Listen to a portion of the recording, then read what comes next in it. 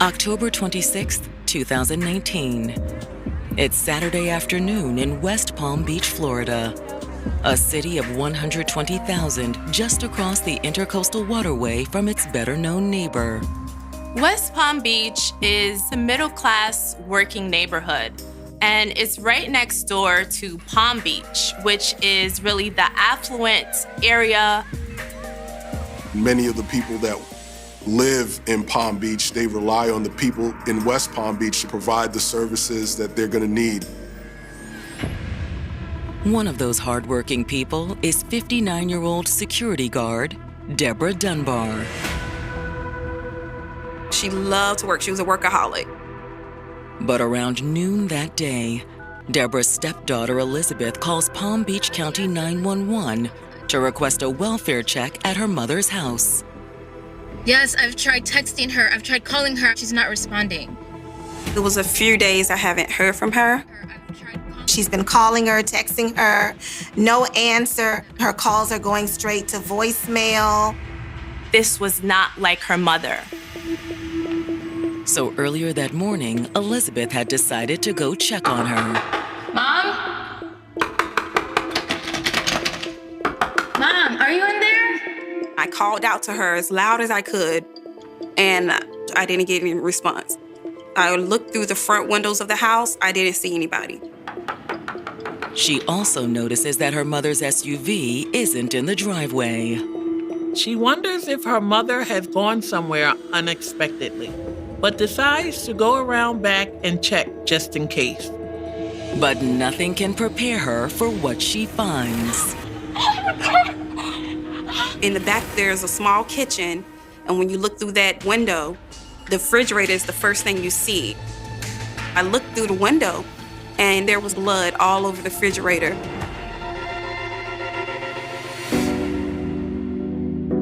Deborah Dunbar wasn't Elizabeth's biological mother, but that never seemed to matter. Deborah had dated her father, and she just grew a fond liking to her. My mother passed away when I was 13 years old. So when I connected to Deborah, she reminded me a lot of my mom. And I liked her instantly. She just seemed so calm, sweet, and just laid back. The love between them was mutual. You look so happy. Thank you. I love to see. With Elizabeth, Deborah pretty much took on the role of mother. She nurtured her. She gave her what she needed. She gave her confidence.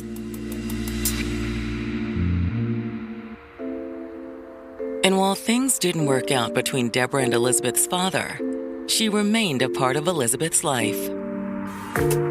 It was just something about our relationship. We just stayed connected.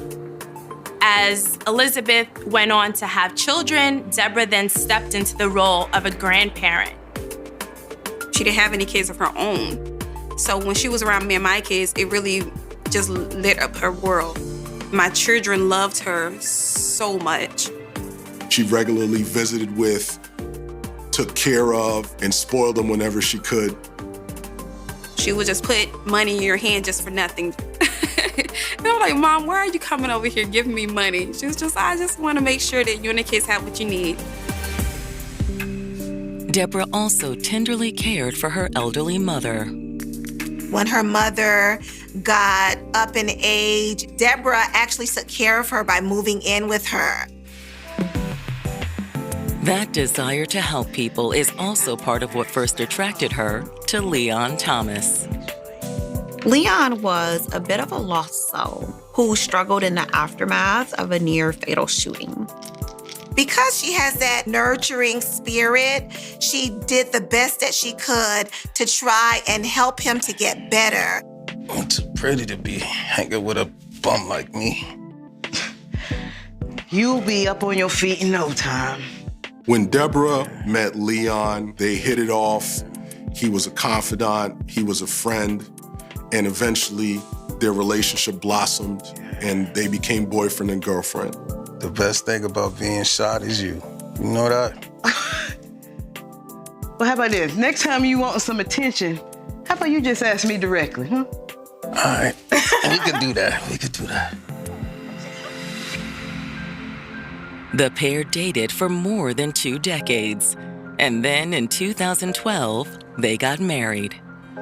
And at that time, Leon moves in with Deborah and her mother.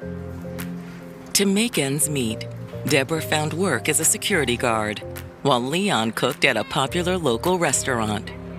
We used to go to the restaurant Milligan's in West Palm Beach, and he was the top chef there. And every time we would go, she would request for her husband to cook our dishes, and he would bring it out, and he would be so kind and smiling and happy. But then in early 2019, Deborah's life was thrown into disarray. The death of Deborah's mother really impacted her. She was really empty, and she would tell me that I miss her so much.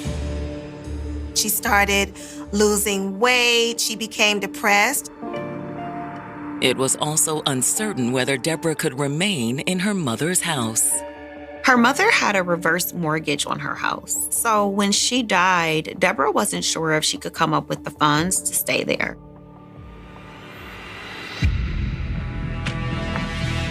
But now, after Deborah's daughter called 911, the West Palm Beach police are responding to that same house for a welfare check. Last thing spoke to her line. On the 23rd. Elizabeth tells the officer what she observed through the window.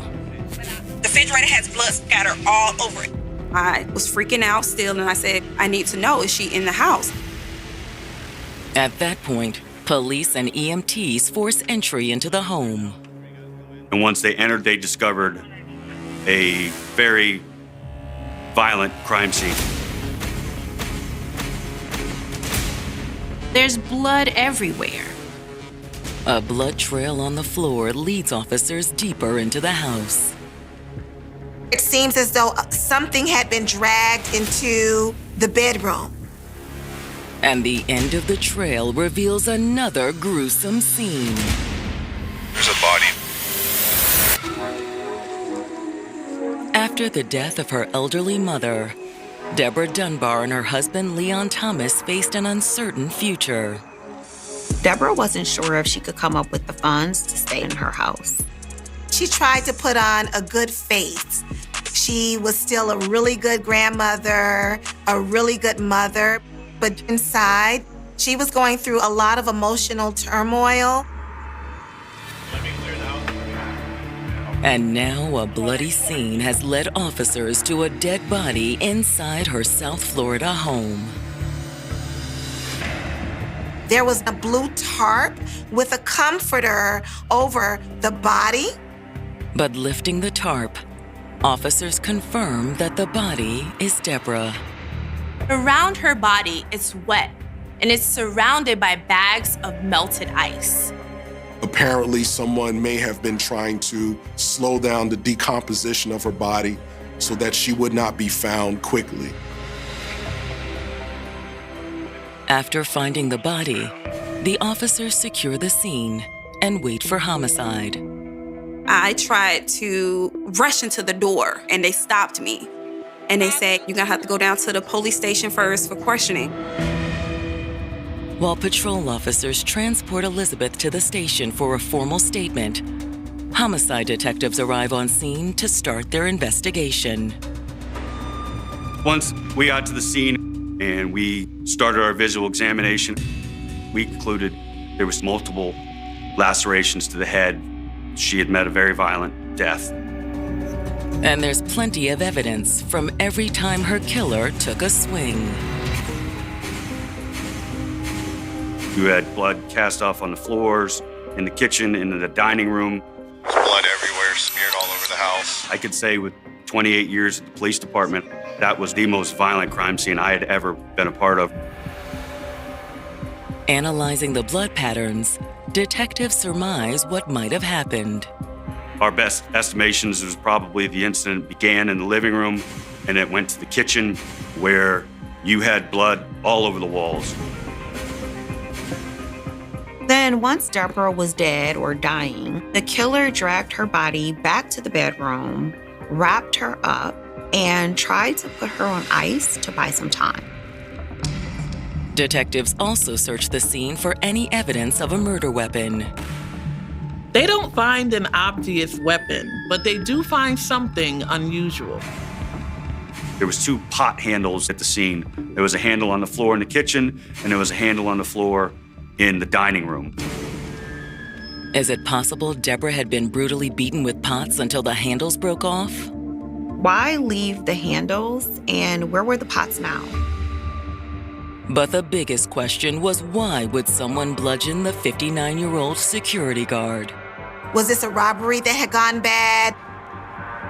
But what confuses the detectives is that there are no signs of forced entry. All the doors were secure. If you're going to commit a robbery and batter somebody like that, you're not usually going to find somebody lock the doors behind them. Back at the station, detectives sit down with Deborah's daughter, Elizabeth. They really want to know about the last time she talked to her mom.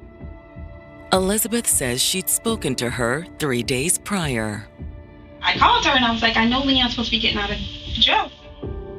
Elizabeth tells detectives that Deborah's husband, Leon, had been serving some time in jail.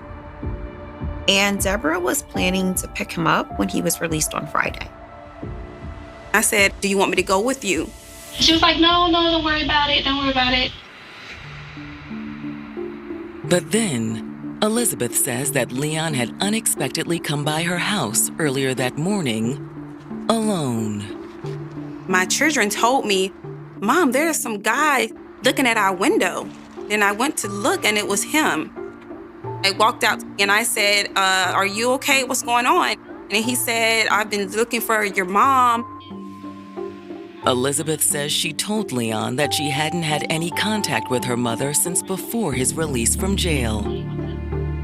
But then she says that Leon told her that when she came to the jail, she wasn't alone. He said she had a guy in the car with her, and I don't know why she would do that, rub another guy in my face. Elizabeth says Leon told her he didn't know who the guy was, but that he looked like bad news. He said the guy looked like a crack addict and that Deborah had started using too. It's like she's losing her mind. She's at the crack house. She's sleeping with this person, sleeping with that person. She had allegedly gone on a drug binge. She was acting erratic. He started to speak negative things about my mom that I knew was untrue. So Leon, I don't believe that it's my mom. He was like, no, you don't know her. I know her. But Elizabeth has another reason to doubt Leon. Elizabeth begins to tell detectives that her mother, Deborah, and Leon have had a long-standing relationship that has been on and off again. The volatility is one of the reasons he ended up in jail in the first place. He went in for domestic violence. They got into an altercation. But the stint in jail wasn't the only outcome. She got a restraining order against him.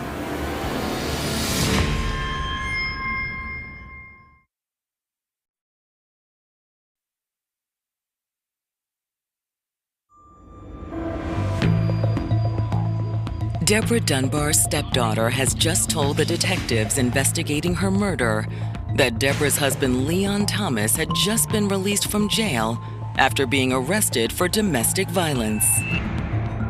Deborah had filed the charges and had also taken out a restraining order on Leon. Elizabeth says many of the issues stemmed from Leon's drug problem. He used drugs really bad.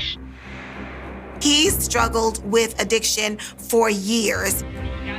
She says that when Leon's using, he's often subject to paranoid hallucinations. I know what you were doing. What you talking about? Elizabeth tells police that one of the last domestic violence incidents with her mother was when Leon was sort of having a drug-infused hallucination and thought that he saw Deborah in a crack house cheating on him. She said he looked like he was high. He said, I saw you in the crack house and you used to sleep with guys there. She was like, why would you think something like that of me? She was like, you're the one running around here using drugs, doing all this crazy stuff. And that's when he punched her. He was arrested for it and was going to be prosecuted for it. Elizabeth says she's the one who urged her mom to press charges. Her whole face was just like swollen and her eye was black. She got a restraining order against him. He couldn't come within 500 feet of her, is what the court ordered. But Elizabeth says that despite the restraining order, Deborah had stayed in contact with Leon while he was in jail. Unfortunately, Deborah opened back up the channels of communication. And as a matter of fact, she planned to go and pick him up from jail when he was released. Elizabeth says she tried her best to dissuade her mother. But her mother believes that he's going to change. Still, she says she had her doubts about Leon's story. I'm thinking to myself, like, something's just not adding up. Leon's story about a mysterious crackhead boyfriend just didn't sound like Deborah. So after Leon left, she decided to reach out to her mother. I just kept calling her. No answer. I texted, I said, Mom, please call me back. But when there was still no answer, Elizabeth decided it was time to pay her mom a visit. I texted her and I said, I'm gonna come find you. Mom, I don't know what's going on. Mom? She went over to the house, but all of the doors were locked, the lights were off, and the SUV was also missing. Starting to get worried, Elizabeth says she called Leon. He then tells her, okay, come pick me up. We'll look for her together. I am at Curry Park. I went to find him and he was at the park like he told me he would be. And he said he saw my mom car parked on 3rd Street. So I said, take me to the car. Elizabeth says he directed her to a house in Riviera Beach, just north of West Palm. The car was there. Deborah was nowhere to be found. My mom loved that car. She wouldn't park it somewhere and leave it. What is my mom's car doing here? This is where that crack house is at, man. But she says Leon drew her attention to the nearby house. He was like, oh, that's a crack house. You see how ragged it is? In Riviera Beach, just like West Palm, we have areas that have drug homes. He was like, she's messing with this guy. She's sleeping with him. Elizabeth tells detectives that she didn't know what to do. I'm just losing my mind. I'm like trying to keep it together because I don't want to jump to conclusions. So he goes, maybe we should just go back to the house and see if she's there. So that's what they did. When they got there, the house was locked, of course. There wasn't any activity going on. Then, looking through the back window, Leon said he saw something. Hey, I think I see blood here. Come here. He said, uh-oh, something's not right. I see blood. And I said, what are you talking about? Look, over there. So I looked through the window. Right there, you see it? That's when I saw the blood scatter on the refrigerator and blood on the kitchen floor. I need to call the police.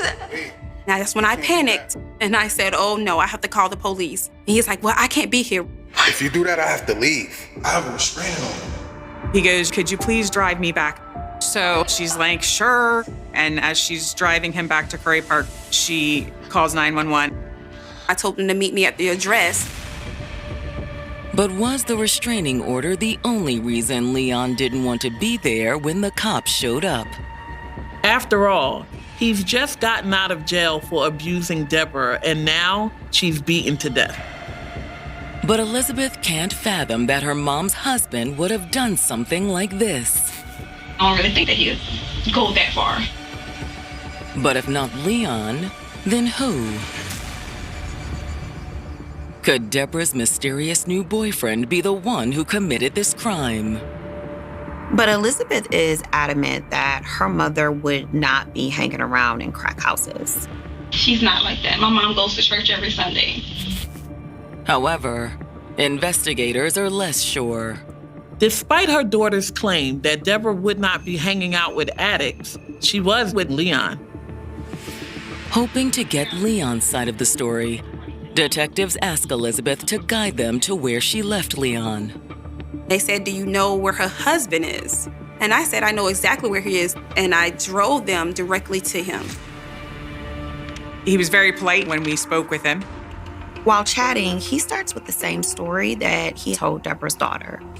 She brought a boyfriend with her. Police are quick to ask him why she would do that.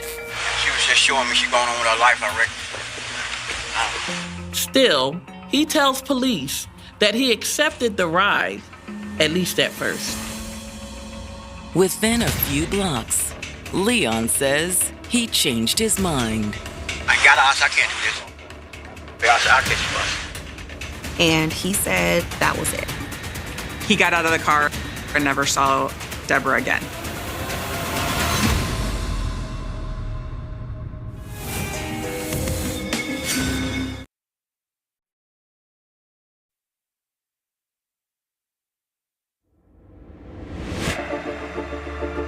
Deborah Dunbar's estranged husband, Leon Thomas, has told the police investigating her murder that he last saw Deborah when she dropped him off at a bus stop the day before. He said he wasn't comfortable being around Deborah's new boyfriend. What's the boyfriend's name? I don't know the guy's name. He also reiterates what he told Deborah's daughter about her doing hard drugs. She ain't playing in the Little League. According to Leon, her newfound addiction was taking a visible toll. He said she'd lost a noticeable amount of weight. You know, she was thick. Leon agrees to come into the station for his official statement, where he maintains that he bailed on Deborah and her new boyfriend as soon as he could. I said, nah, I can't do this. I got my belongings. I got out the truck. He says that once Deborah dropped him off, he'd gone to Mulligan's and picked up a shift. Then after work, Leon says he had his friend Jimmy give him a ride. He claims at that point he was ready to be done with Deborah. Except that's when her daughter started calling him. She's steady calling me, says, Mom not answering the phone. She never turns her phone off like this. Never, ever. At first, he says he tried to stay out of it. I said, I don't know anything about that. I cannot call her. I said, just please understand. I said, it will get me in trouble.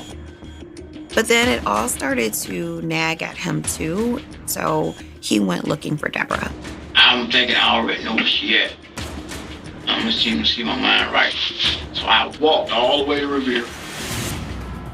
That's where he says he saw Deborah's SUV parked outside. To be honest with you, it's a straight up dope house. Nothing goes on there but drugs and prostitution. Leon claims he never went into the house or tried to confront Deborah.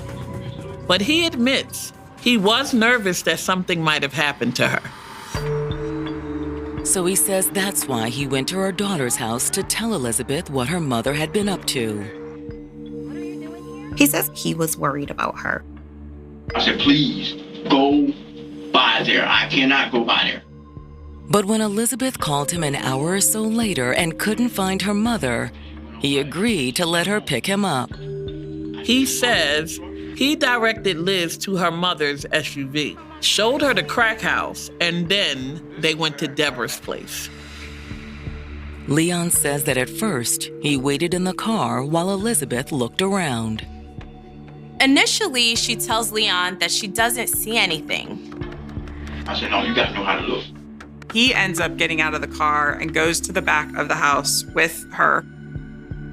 He's also seeming to direct her to exactly where she needs to be able to look. And that's when they spot the blood. I said, look real good. She finally saw it. But when Elizabeth started to call the police, Leon says he asked her to drop him off at the park. I said, I've already went beyond my limit. Leon tells detectives that's the only time he'd been to the house since he got out of jail. Did you do anything to your wife? No. How? Did you hurt her? I'm just asking. I have to ask. But the detectives aren't so sure. During the process of police questioning Leon, they happened to notice that his hand was cut and also swollen. When you have the suspect in there, especially when it was a violent encounter, you would looked to see, obviously, for physical injuries. They asked him about that injury. He said, well, I was helping out a friend. He claimed that he was working with his friend Jimmy on a car, and he hit his hand and it got cut. The detectives don't necessarily believe Leon, but they also don't have enough to hold him. Not even for violating Deborah's restraining order. Since she was the one that went to the county jail and picked him up, she violated the no contact order. So it was kind of like, it was a moot point to be able to make that arrest. It wouldn't have stuck. So that was why we decided to let him walk out the door. However, the detectives do follow up with Leon's friend, Jimmy. Yeah, I know Leon. I just given him a ride the other day. He even told Jimmy that Deborah had come and picked him up at the jail with somebody else in the car. But as far as them working on a car and Leon getting injured, Jimmy didn't know anything about that. But I know he must have cut it before we met up. In fact, when he picked up Leon, he noticed that his hand was already in a bandage. Detectives investigating Deborah Dunbar's murder have just caught her husband Leon Thomas in what appears to be a lie. Leon told detectives that he had hurt his hand while helping his friend Jimmy work on his truck. When detectives reached out to Jimmy, Jimmy said he didn't help me do anything. When I met him, his hand was bandaged up. So he was definitely a liar. But was it a lie to cover up the fact that he injured himself when beating Deborah to death? That's what Jimmy thinks. When I heard the news, what happened to Deborah, I just assumed Leon had something to do with it. Thanks, Jimmy. We'll be in touch. But while the discrepancies between Leon and Jimmy's stories are enough to raise detective suspicion, they're not enough to make an arrest. Looking for more evidence, the detectives head to the location that Leon indicated that he had found Deborah's SUV. Miss Dunbar's vehicle was located in Riviera Beach, where he said that last he had seen her. When police finally find Deborah's SUV, they look on the inside. In the front seat, they see what appears to be possible bloodstains on the driver's seat and steering wheel. They found blood splatter and other things that indicated that the vehicle was driven after Deborah's murder. While the car is towed into the crime lab for processing, detectives canvass the neighborhood. When you do these things, after you fan out through the neighborhood, start taking statements, looking for video evidence. Several homes and businesses nearby have security camera systems, and the owners are happy to provide detectives with the footage.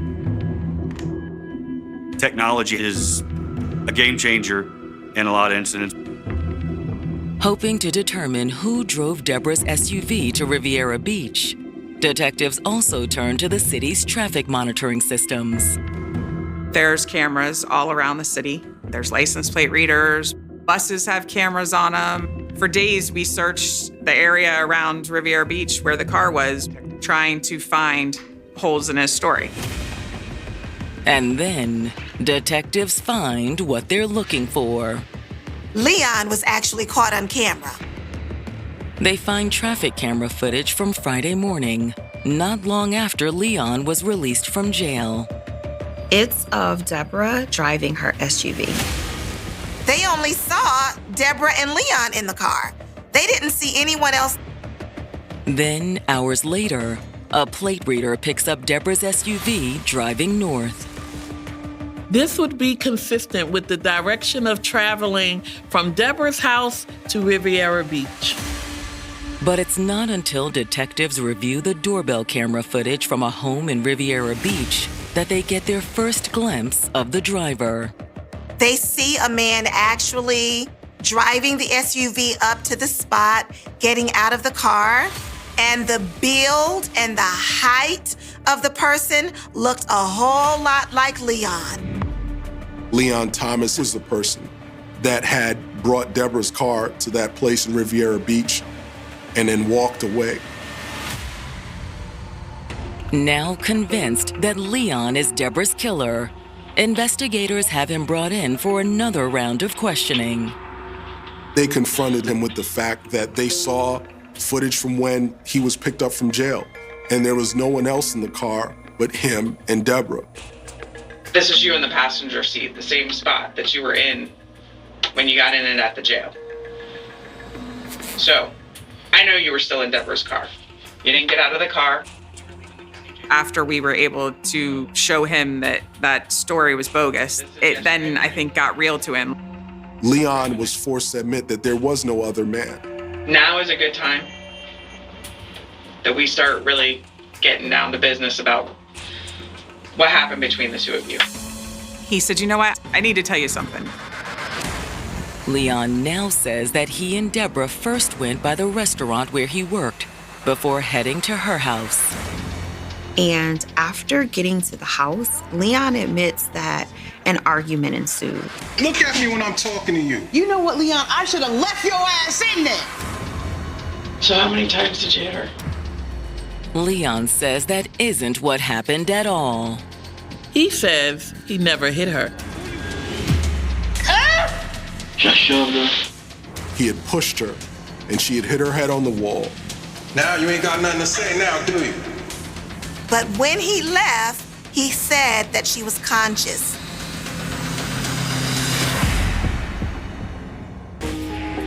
Put on the spot by detectives investigating his estranged wife Deborah Dunbar's murder, Leon Thomas has admitted they got into an argument on the morning she died.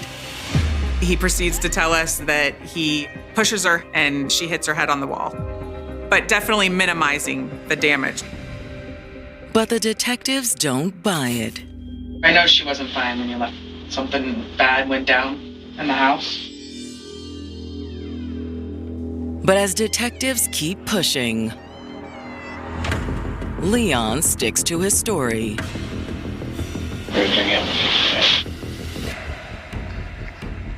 He says when he left the house, Deborah was mostly fine, but maybe a bit out of sorts. She was shaken up. When detectives ask if she was bleeding, Leon denies it. We've been to the house. You would see blood. Yeah. Yeah. I'm saying, I didn't see any blood. He could not explain how she ended up dead later. So detectives try giving him an out. Maybe something went wrong. I think maybe you killed her and forgot about it, blacked out, anything like that. They asked him point blank, did you kill her? Leon continues to say no.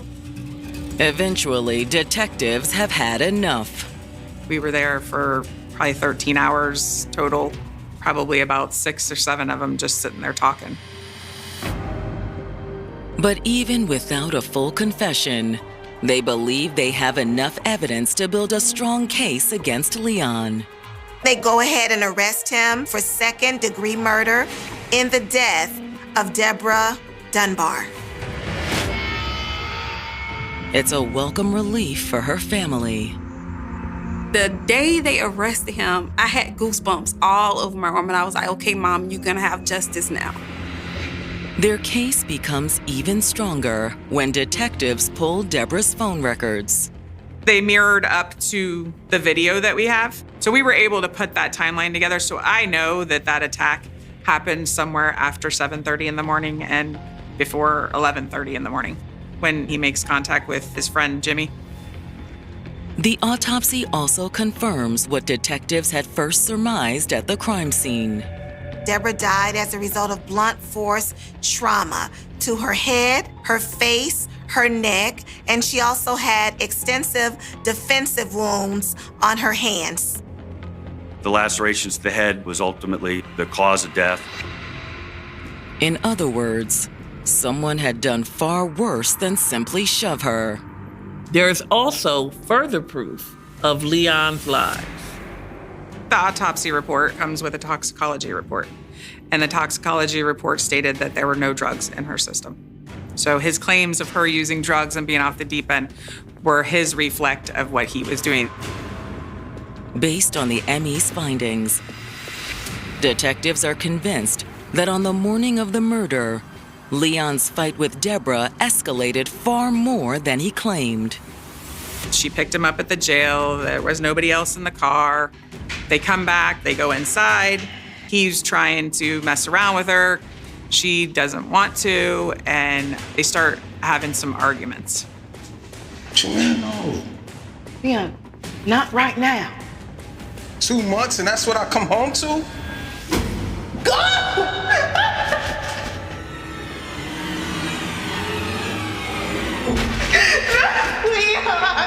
We believe the first contact between Ms. Dunbar and Mr. Thomas occurred in the living room, and then ultimately it moved to the kitchen and the dining room area.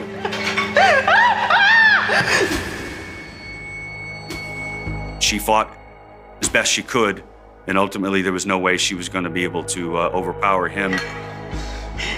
This woman that you love, to think that you could beat her to death, that you would drag her into the bedroom and place her in a tarp with sheets all over her and leave her there and put her on ice bags. To be able to do that, you definitely have this dark terribleness about yourself. Then, that night, Leon drove Deborah's SUV up to Riviera Beach to bolster his claim that she was doing drugs and sleeping with other men. I believe that at some point in his mind, he realized there's no way I'm going to be able to cover this up. I think his guilt was getting to him, which is the reason that he contacted Elizabeth. But prosecutors never have to prove their case in court. Leon's defense team decided that it was in his best interest to plead guilty instead of going to trial. He would have gotten life in prison if this had gone to trial. He pled guilty to the lesser offense of second-degree murder, and he ended up getting 60 years in prison. While this would not bring Deborah back, it would bring her family some closure that Leon Thomas would likely spend the rest of his life behind bars. The sentence ultimately leaves Deborah's family with mixed feelings. We wanted him to have life in prison, but at least he's away for 60 years. But no amount of prison time can make up for the loss of Deborah. It's very unfair because even in prison, he still gets to exist. Deborah Dunbar, she gave all that she could to help other people have a better quality of life, and hers was taken from her. Every year, my kids, when her birthday come around, they get like, oh, we miss Mama Deborah so much. And I just have to constantly remind them of the good times that we shared. And part of her healing comes from knowing that she did everything she could to figure out the truth of what happened to her mother. I truly believe that she's in peace with her mom. All I can do is hold the great memories that I have of her in my heart and continue to fight for women who are in domestic violence situations. You deserve to be loved, you deserve to be happy, and you don't have to settle. And if there's a way to escape a situation, take it.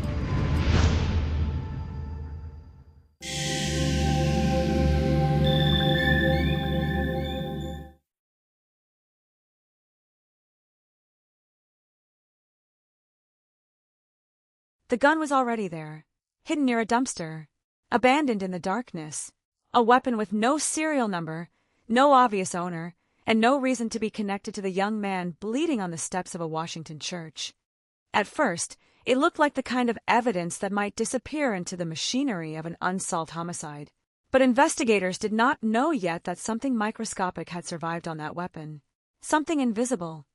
Something that would sit quietly inside a national database until the right match appeared. And when that match finally came, months after the shooting, the case changed in an instant. Before dawn on Memorial Day, May 30th, 2022, Washington, D.C., was quiet in the way a major city can sometimes be quiet. Never completely silent, never truly asleep, but briefly suspended between the last hours of the night and the beginning of another morning. Along Rhode Island Avenue Northwest, near Scott Circle and Massachusetts Avenue, the streets were largely empty. Businesses were closed. Traffic was thin. The steps of St. Matthew's Cathedral stood in the darkness, an ordinary place at an extraordinary hour. Then came the gunshots. At approximately 4:30 in the morning, officers with the Metropolitan Police Department's 2nd District were dispatched after reports of gunfire in the 1700 block of Rhode Island Avenue. When they arrived, they found a 29-year-old man on the church steps. His name was Christian Gabriel Monge. He had been shot in the head. The scene that confronted investigators was not the kind of scene that simply ends when the police tape goes up. It was the beginning of a chain of questions that would stretch across weeks and months. Who had approached Christian? Why was he sitting there at that hour? What happened in the seconds before the gunfire? Where did the shooter go? And perhaps most importantly, why had someone decided that Christian Monge should die? Christian was from Fairfax, Virginia. To his family, he was not a name in a police report. He was a brother, an uncle, a soul, a man with plans, a man whose life had been moving forward even after the pandemic disrupted some of his ambitions. He had dreamed of becoming a chef and opening a food truck. His family said he loved cooking, and his social media reflected that passion, filled with photographs of dishes he had prepared. Friends and relatives knew him as Chef Dembo, a nickname connected to his love of food and music. He had worked as a school bus driver in Fairfax County and later moved into an office position. He was building a life. He was not supposed to become the center of a homicide investigation. But in the early hours of May 30th, everything changed. Emergency crews rushed Christian to a hospital. His injuries were catastrophic. For his family, the following days became a terrible suspension between hope and fear. 17 days passed. 17 days in which Christian remained alive, but only barely, while investigators tried to understand what had happened outside the cathedral. On June 16th, Christian died from his injuries. The shooting was now a homicide, and for the people who loved him, there was no going back to the life that existed before that morning. At first, the investigation carried a frightening possibility. Family members believed Christian had been robbed. They were told that his belongings had been taken, with a single credit card reportedly found still in his pants pocket. Police were considering robbery as a possible motive. It seemed possible that Christian had been targeted for something as meaningless and brutal as property. But every homicide leaves behind a story, and the story investigators were beginning to reconstruct contained details that did not fit neatly into a simple explanation. There were cameras, there were streets, there were movements, and somewhere in the darkness, there was a person who had walked toward Christian and then walked away from the scene alive. Surveillance footage became one of the first pieces of the puzzle. Nearby cameras captured an individual approaching Christian while he was sitting on the steps of a church. The images were not merely background footage anymore. They were evidence. They showed movement before the shooting and movement after it. The same individual was seen fleeing through a nearby alley. Then came a detail that would become critical. The person appeared to duck behind a dumpster. Investigators searched the area, and there, near the dumpster, they found a firearm. It was a 9mm polymer 80, commonly described by prosecutors as a ghost gun, a weapon without a conventional serial number that could be traced like an ordinary commercially manufactured firearm. The gun was recovered. The investigators had something physical, something tangible, something that could potentially tell them who had carried it. But possession of a weapon and proof of murder are not the same thing. The weapon had to be examined. Evidence had to be processed. Surveillance had to be interpreted. Timelines had to be reconstructed. And investigators had to find a connection strong enough to identify the person who had approached Christian Monge in the darkness. 4 months, that connection did not arrive. The case had a victim. It had a location. It had surveillance. It had a suspected murder weapon. But it did not yet have the one thing every homicide investigation desperately needs: a name. The city moved on around the case. Morning traffic returned to Rhode Island Avenue. People walked past the cathedral. Restaurants reopened. Cars filled the streets. Memorial Day became another date on the calendar. But for Christian's family, time did not move normally anymore. Every unanswered question remained alive. Every phone call could bring hope or disappointment. Every new detail could reopen the wound. And somewhere inside a forensic laboratory, evidence connected to the gun was being examined for the traces left behind by the person who had handled it. That is where the story began to move in a direction no one on the street could see. Because a gun does not need to speak to identify the person who touched it, sometimes the smallest traces can do the talking. The most important evidence in the case was not a dramatic confession. It was not a witness stepping forward in the middle of the night. It was not a piece of footage showing a face clearly enough for investigators to immediately recognize it. It was DNA, a microscopic biological signature left on the magazine of the murder weapon. The firearm had been abandoned after the shooting, but whoever had handled it had potentially left something behind. Investigators obtained a DNA profile from the magazine. That profile was then entered into the investigative process that would eventually produce the breakthrough. The Combined DNA Index System, known as CODIS, is a network that allows forensic laboratories to compare DNA profiles and identify possible links between evidence and individuals already represented in the system. In this case, the system produced a hit. The DNA profile from the magazine of the gun was linked to a reference profile associated with James Jackson. The name that had been missing from the case suddenly existed. James Jackson, a Maryland man, became the focus of the investigation. The breakthrough did not mean the investigation was finished. A DNA match can be powerful, but investigators still have to establish what it means. They had to connect the person associated with the biological evidence to the weapon, the surveillance, the location, and the shooting itself. The case could not simply leap from a laboratory result to a courtroom conclusion. Detectives continued building the timeline. Surveillance evidence became more important. Cell site evidence provided another layer. Prosecutors later said that DNA and cell site evidence together allowed investigators to confirm Jackson's identity as the person responsible for Christian's death. The case that had appeared to stall now had momentum. The arrest came in December 2022, roughly 6 months after the shooting. By then, Christian had been dead for months. His family had spent those months living with the uncertainty of a murder without an identified killer. Now there was an arrest. But an arrest is not the same thing as justice. It is only the moment when suspicion becomes a formal accusation. Jackson was initially charged with first-degree murder while armed, along with other firearm and robbery-related offenses. Investigators had to preserve the evidence. Prosecutors had to establish the case. The defense had to respond. And Christian's family had to watch a painful chapter of their lives move into the court system. There was another important dimension to the investigation. The weapon itself was unusual. The polymer 80 firearm did not carry the kind of conventional serial number that might immediately tell investigators where it came from. That meant the gun could not simply be traced in the ordinary way. The weapon had effectively arrived at the crime scene without an obvious paper trail. Yet the absence of a serial number did not make it invisible. Cameras had captured movement. Investigators had found the gun near the suspected escape route. And the magazine contained biological evidence. The weapon could not identify its owner through a serial number, but it could potentially identify the person who had touched it. That distinction became crucial. It was the kind of forensic reversal that makes a case feel almost impossible in one moment and suddenly understandable in the next. The gun had been designed, in a sense, to resist conventional tracing. But DNA does not care whether a firearm has a serial number. The body leaves evidence in places the mind never considers. A fingerprint, a skin cell, a trace of biological material, a tiny fragment invisible to the naked eye. And sometimes that fragment waits. The case also contained the surveillance footage.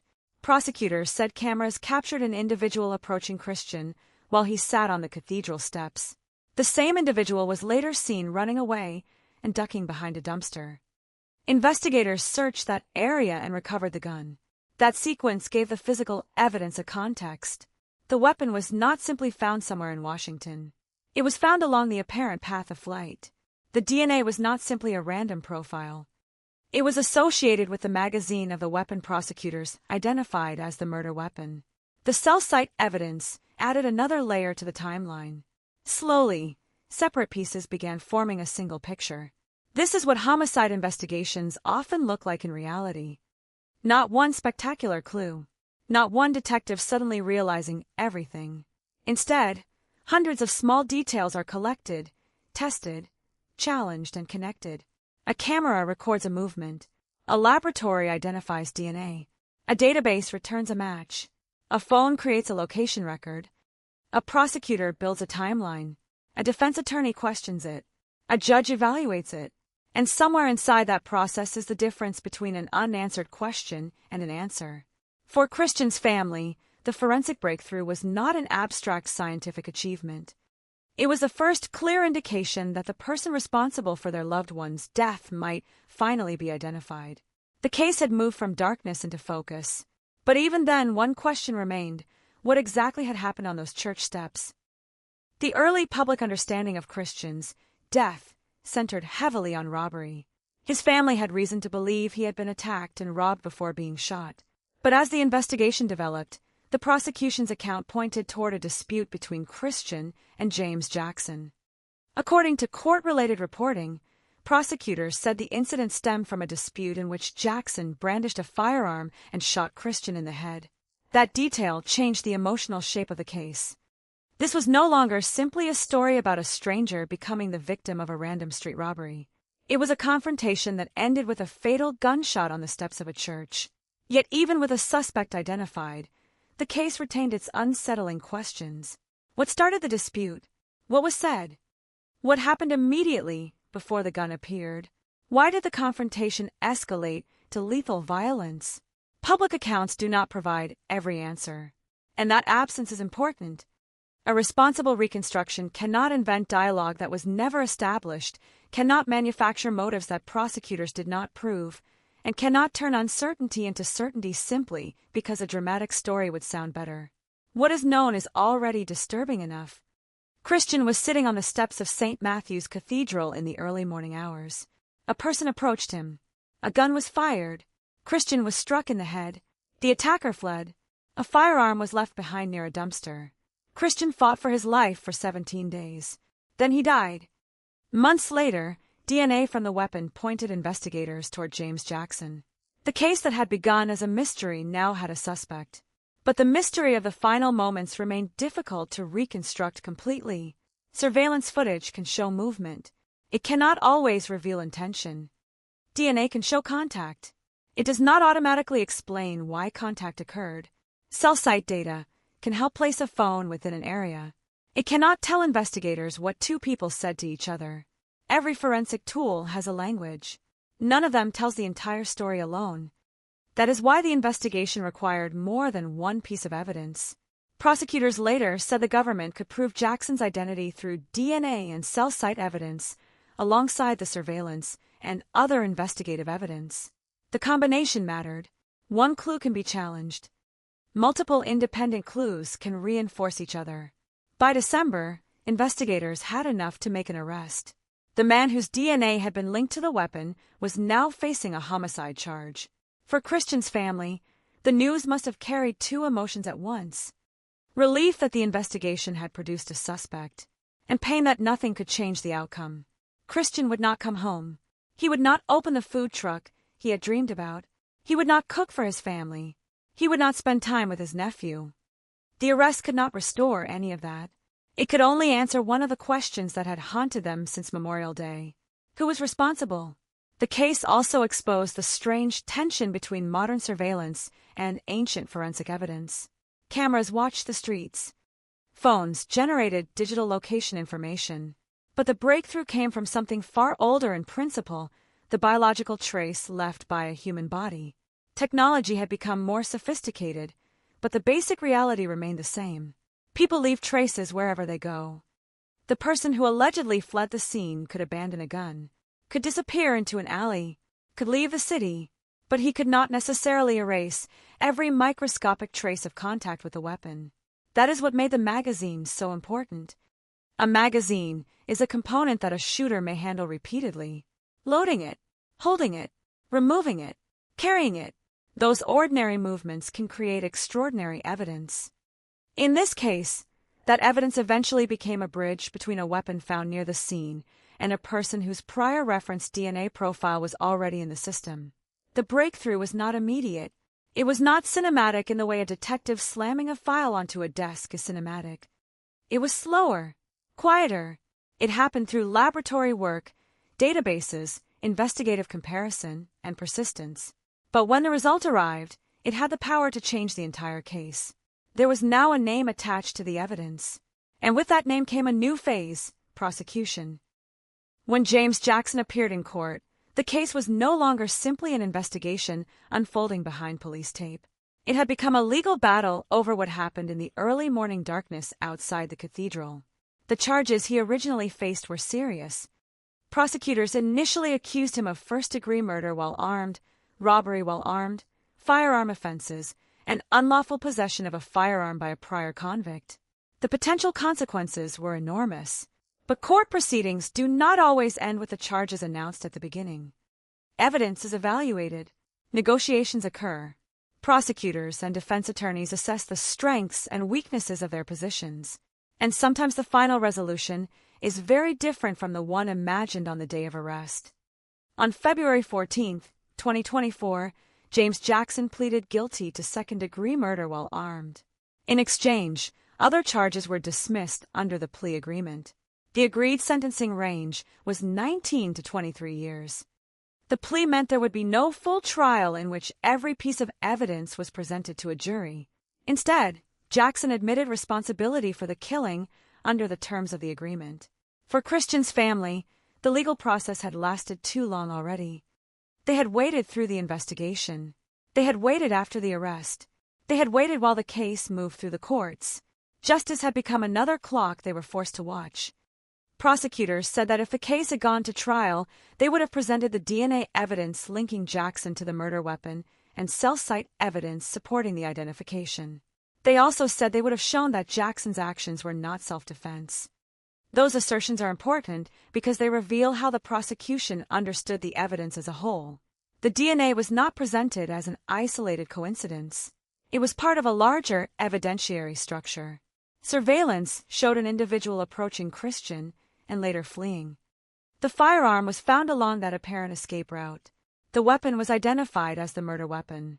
DNA from its magazine produced a Cody's linked to Jackson. Cell site evidence further connected him to the investigation. One by one, the pieces formed a chain. And at the end of that chain was a guilty plea. Yet even a guilty plea does not answer every question the public might have.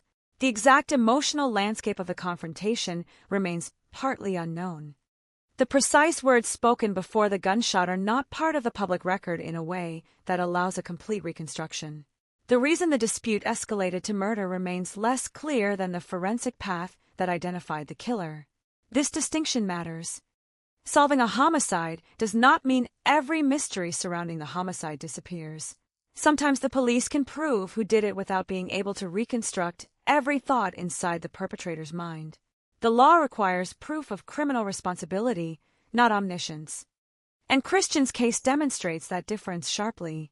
The question, who killed Christian Monge, eventually had an answer. The question, why did his final moments unfold this way, has a more complicated one. On May 31st, 2024, the court imposed the sentence. James Jackson received 23 years in prison for the murder. The number was final. The courtroom chapter had reached its conclusion, but the emotional story did not. There is no sentence long enough to reverse a death. There is no courtroom order that can return a brother to his sister, a son to his family, or an uncle to a child who expected to see him again. The sentence can acknowledge the crime. It can punish the offender. It can establish a legal conclusion, but it cannot repair the absence left behind. Christian's family had once imagined a future built around food, family, music, and the possibility of a food truck bearing the name Chef Dembo. Instead, his name became associated with a homicide that shocked the people who knew him. That contrast is one of the most painful parts of a case. A person is remembered by the way he lived, while the public often remembers him by the way he died. Christian was a 29-year-old man with ambitions and routines and relationships. He loved cooking. He loved music. He cared about his family. He had plans that extended beyond the next morning. Then one night in Washington, D.C., those plans stopped. The surveillance cameras continued recording. The city continued moving. The police arrived. The ambulance came. The hospital staff fought to keep him alive. His family waited, and 17 days later, the fight ended. That is the human timeline behind the forensic timeline. The DNA hit may have solved the investigative problem, but it came after a family had already experienced the worst possible outcome. The evidence could identify the man responsible. It could not save Christian. It could only help make sure that the killing did not disappear into the enormous volume of cases that compete for investigators' attention. There is something haunting about the location where Christian was found. Church steps are supposed to symbolize refuge.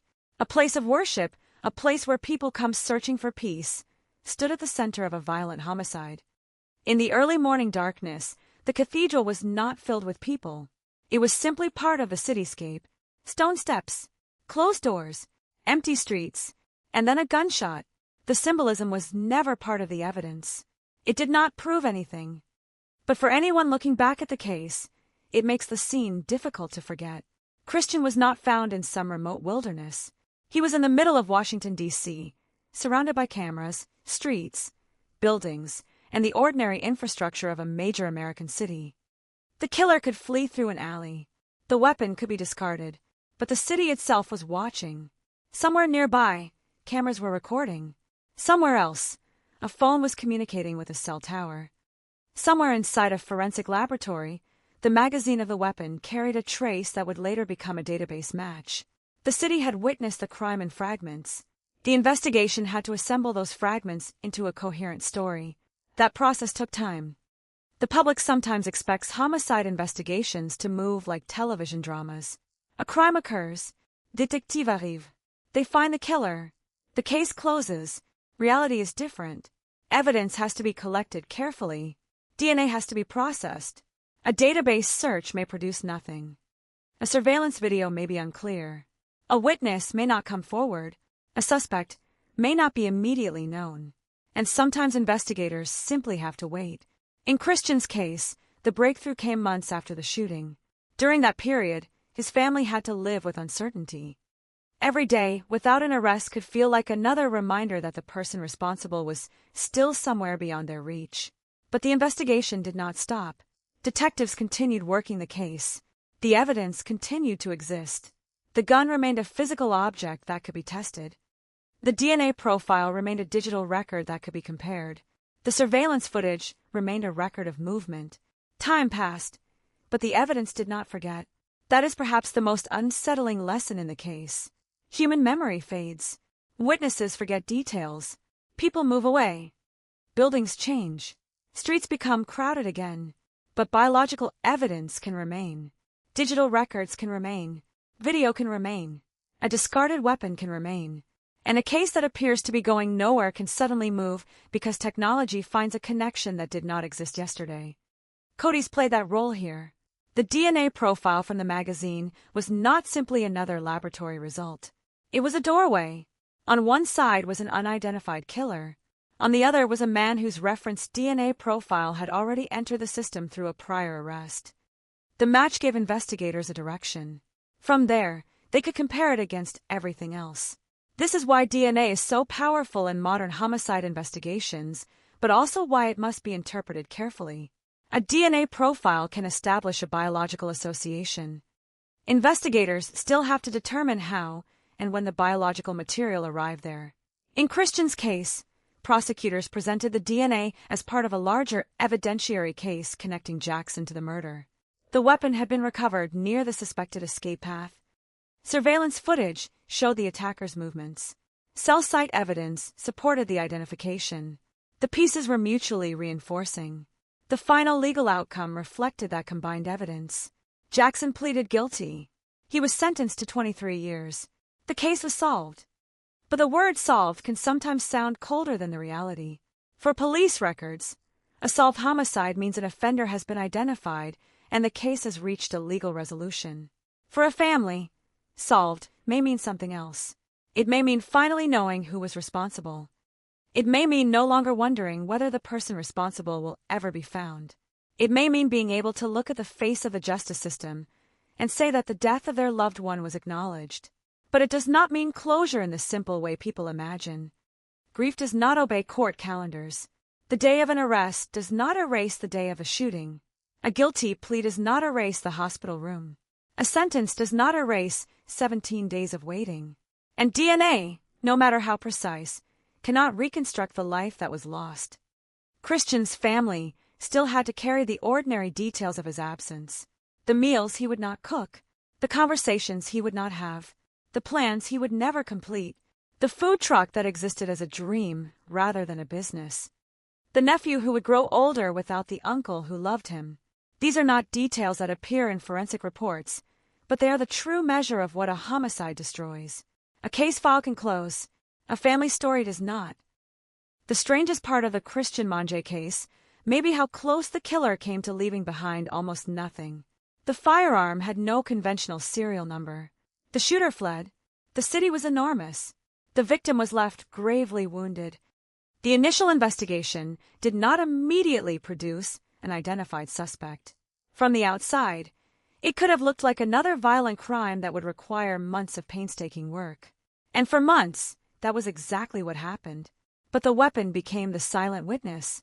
It could not speak. It could not identify a face. It could not explain the argument. Yet it carried a trace. That trace was enough to enter the forensic system. The magazine became the unlikely center of the investigation. Not the bullet, not the muzzle flash, not the surveillance camera. The magazine.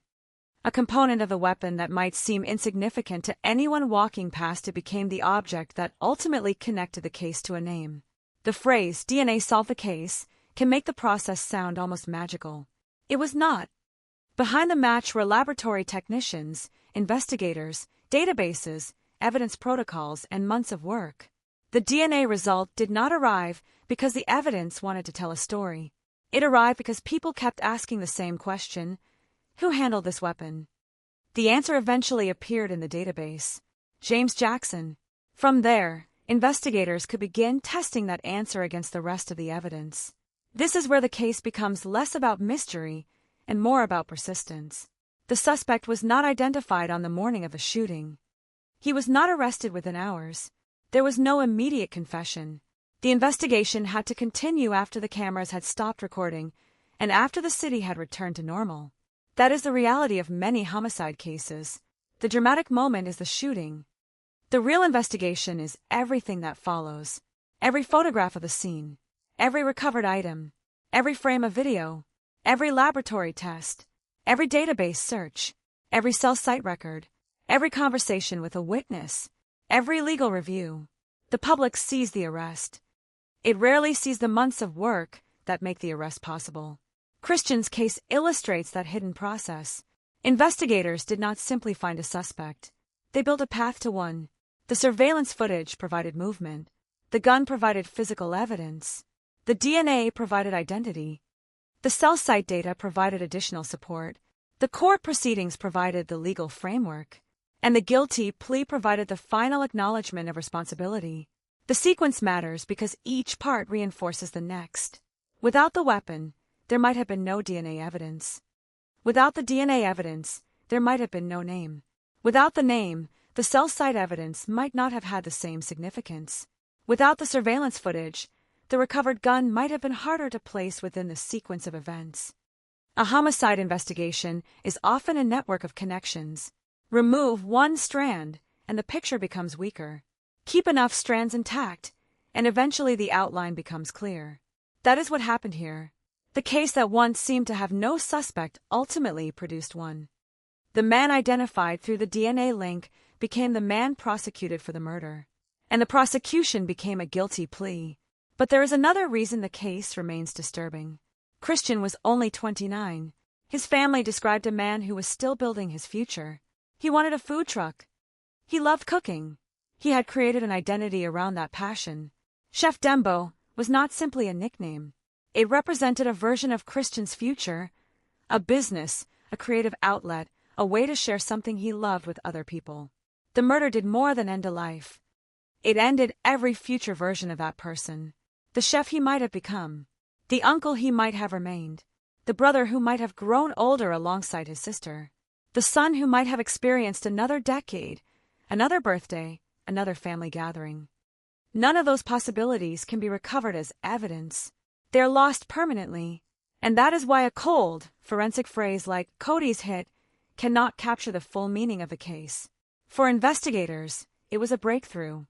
For Christian's family, it was a name attached to the person who took away their future. For the public, it was another example of how modern forensic technology can solve a violent crime. But beneath all three perspectives was the same fact: Christian was gone. The DNA could identify the killer. It could not identify the person Christian would have become. By the time James Jackson pleaded guilty, nearly 2 years had passed since Christian sat on those church steps. The city had changed in small ways. People who had been in the area that morning had moved on. News cycles had moved to other crimes. The headlines that once carried Christian's name had disappeared from the front pages. But the legal case remained. On February 14, 2024, Jackson admitted guilt to second-degree murder while armed. The plea agreement reduced the uncertainty of a trial, but it also meant that many of the details prosecutors said they could have presented to a jury would instead remain summarized in court records and official statements. There would be no long trial narrative unfolding day after day. No jury would need to weigh the DNA evidence after hearing every expert. No parade of witnesses would necessarily reconstruct every minute of the night. The case ended through a plea. In May, the sentence arrived. 23 years, the maximum of the agreed range. A number large enough to represent decades, but still finite compared with the permanence of Christian's death. The official announcement described the investigation as a successful example of forensic evidence and police work. The U.S. Attorney's Office credited the Metropolitan Police Department homicide investigators and the prosecutors involved. The case was no longer unsolved. The man responsible had been identified, prosecuted, and sentenced. Yet the word unsolved is often misunderstood when people talk about crime. A case can be solved and still contain mysteries. A killer can be identified without every motive being fully understood. A conviction can happen without every moment being captured on camera. A family can receive justice and still feel that something is missing. Christian's case belongs in that complicated category. The central question was answered. The peripheral questions remain. What exactly triggered the confrontation? What was Christian thinking as he sat on the steps? Did he recognize the person approaching him? Did he understand the danger? How long did the confrontation last? Was there a moment when it could have ended differently? These are questions that haunt any homicide, but they are especially painful when the victim was young and the death appears to have occurred in a matter of seconds. A life can be built over 29 years and destroyed in an instant. That imbalance is impossible to comprehend. The investigators could reconstruct the route of the suspect. They could identify the weapon. They could trace the DNA. They could establish a legal timeline. But they could not reconstruct the final thoughts of the victim. No forensic technique can recover that. And perhaps that is the final boundary of the case. There are things evidence can tell us, and there are things evidence can never tell us. The DNA can say who handled the magazine. The camera can show who approached. The cell site data can help place a phone. The court can establish guilt. But none of these can answer the most human question. What did Christian feel in the final moments before his life was taken? His family was left to live with that silence. They had to take the information investigators could provide and build their own understanding around it. They could know who was responsible. They could know how the case was solved. They could know that the evidence had not disappeared and that the investigation had not been abandoned. But they could never know every thought that passed through Christian's mind that morning. The tragedy of a homicide is that the victim becomes silent forever while everyone else is left trying to reconstruct a story from fragments.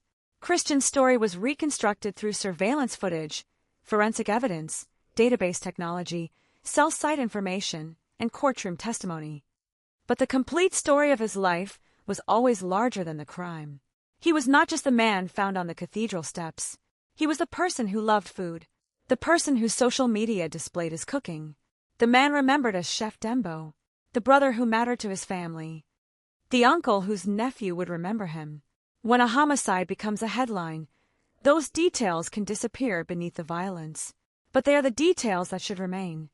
Because the final image of Christian should not only be the image created by a police report, a 29-year-old man, shot in the head, lying on church steps. There was another Christian before that moment, a living person with a future, and that is the person his family lost. There is a strange irony in the fact that the weapon intended to disappear became the object that helped expose its owner. The polymer 80 was left behind near a dumpster. The shooter appeared to be trying to escape. The weapon had no conventional serial number.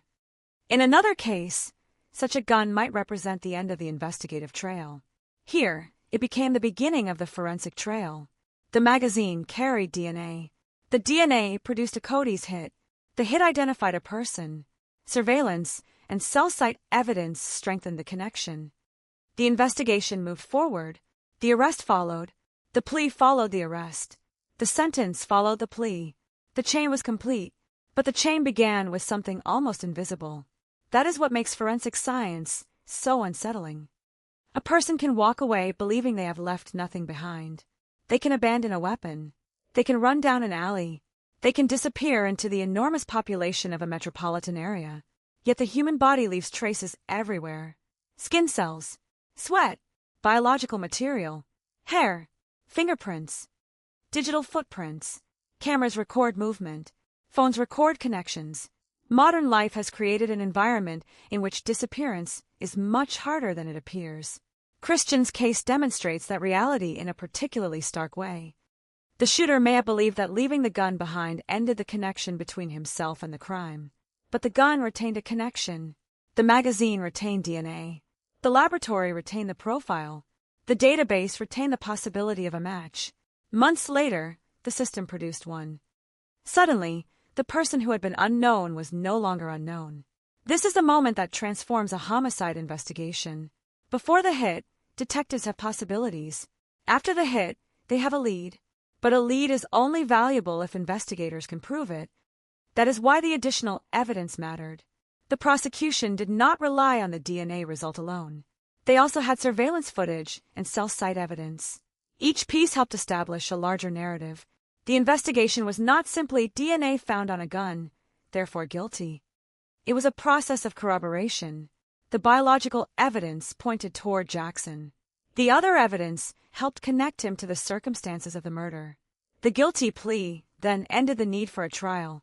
That distinction is important because crime stories are often simplified for dramatic effect. Real cases are rarely solved by one magical clue. They are solved by evidence that survives scrutiny. Christian's case may sound like a forensic thriller because of the DNA hit, but the real story is more procedural and in some ways more impressive. Detectives kept working. Laboratory personnel processed evidence. Databases were searched. Prosecutors evaluated the case. Investigators connected separate sources of information. And eventually, the evidence became strong enough to support a prosecution. The sentence in May 2024 marked the official conclusion. James Jackson was sentenced to 23 years for the murder of Christian Monge. The courtroom could close the legal chapter. The police file could be marked solved. The evidence could be stored. The cameras could be archived. The gun could become an exhibit or a piece of forensic history. But the physical location remained. St. Matthew's Cathedral still stood. Rhode Island Avenue still carried traffic. People still passed through the intersection without knowing what happened there in the early hours of May 30th, 2022. That is another unsettling truth about violent crime. Places remember nothing. A street does not grieve. A building does not mourn. A city absorbs tragedy and continues moving. For the people who live there, one morning may become a permanent part of their memory. For everyone else, it becomes another address, another police call, another headline, another story that eventually falls out of the news cycle. Christian's family could not let the story disappear that way. His memory remained tied to the person he was before the murder. The food he loved, the music he enjoyed, the dream of Chef Dembo, the family relationships that gave his life meaning. Those details are not side notes. They are the reason the murder mattered. Every homicide is more than a number. It is the destruction of a future. The person responsible may eventually receive a sentence, but the victim's future cannot be sentenced back into existence. That is why even a solved case can leave a community with a strange emptiness. The question of who did it may be answered. The question of why the victim had to die remains emotionally unanswered. For Christian's family, the investigation eventually delivered something they had been waiting for, a name. James Jackson. The DNA on the magazine had provided the lead. The surveillance footage and other evidence helped establish the connection. The arrest brought the suspect into custody. The guilty plea acknowledged responsibility. The 23-year sentence closed the criminal proceeding.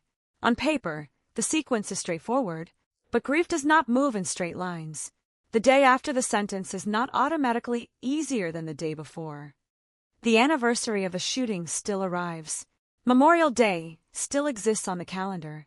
The date May 30th still carries a meaning that most people will never know.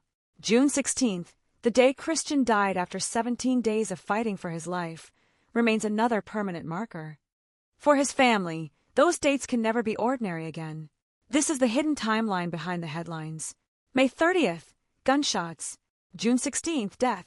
December, arrest. February, guilty plea. May, 23-year sentence. Between those dates are months of waiting, investigation, grief, and legal uncertainty. The public sees the milestones.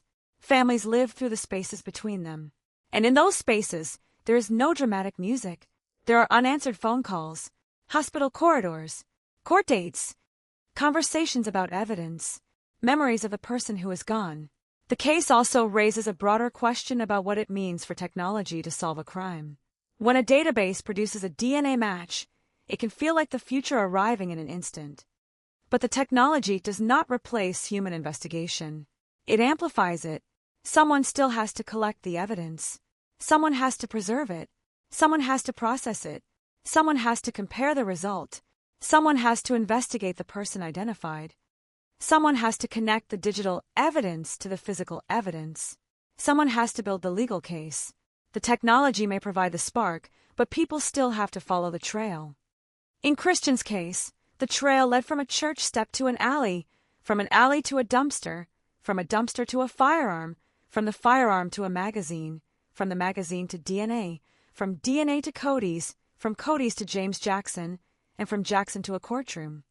It was a chain of evidence that crossed streets, databases, laboratories, police departments, and courtrooms.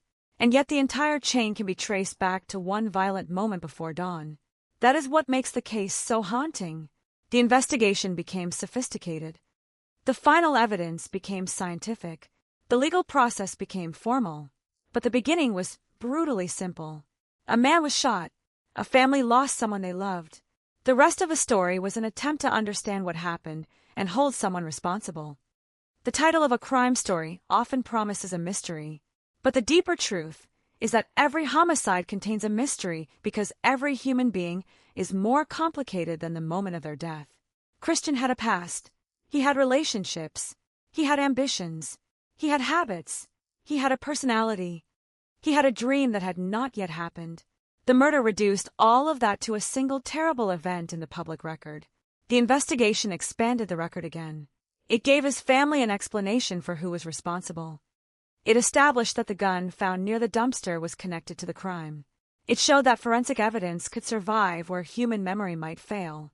And it demonstrated that a case can remain alive even when the headlines have gone silent. But there is a final distinction that must be made. Christian's murder was solved. It was not a 10-year-old cold case. The DNA breakthrough came months after the shooting, not more than a decade later. And the evidence came from the magazine of the murder weapon, not from a spent bullet casing. Those details may sound small, but they matter. The truth does not need exaggeration to be powerful. The real story is already extraordinary. A young man killed before dawn in Washington, D.C. A gun abandoned near a dumpster. A microscopic trace of DNA. A database match months later, a suspect identified, a guilty plea, and a 23-year sentence. The real story is that the evidence remained when the killer had tried to leave it behind. The real story is that a silent piece of metal carried a biological clue that eventually spoke louder than the darkness. And the real story is that behind every forensic breakthrough is a human family waiting for an answer. There is a final image that remains when the case is stripped of every courtroom phrase and every forensic term. It is not the DNA profile. It is not the Cody's database. It is not the polymer 80. It is not the surveillance camera. It is Christian Monge, sitting on the steps of a church before dawn, unaware that his life is about to change forever. The city around him is still. Somewhere in the distance, a car passes. Somewhere a light burns in a window. The cathedral stands over the street. Then a person approaches. Seconds later, a gunshot breaks the silence. That is the moment the investigation will spend months trying to reconstruct. The camera captures movement.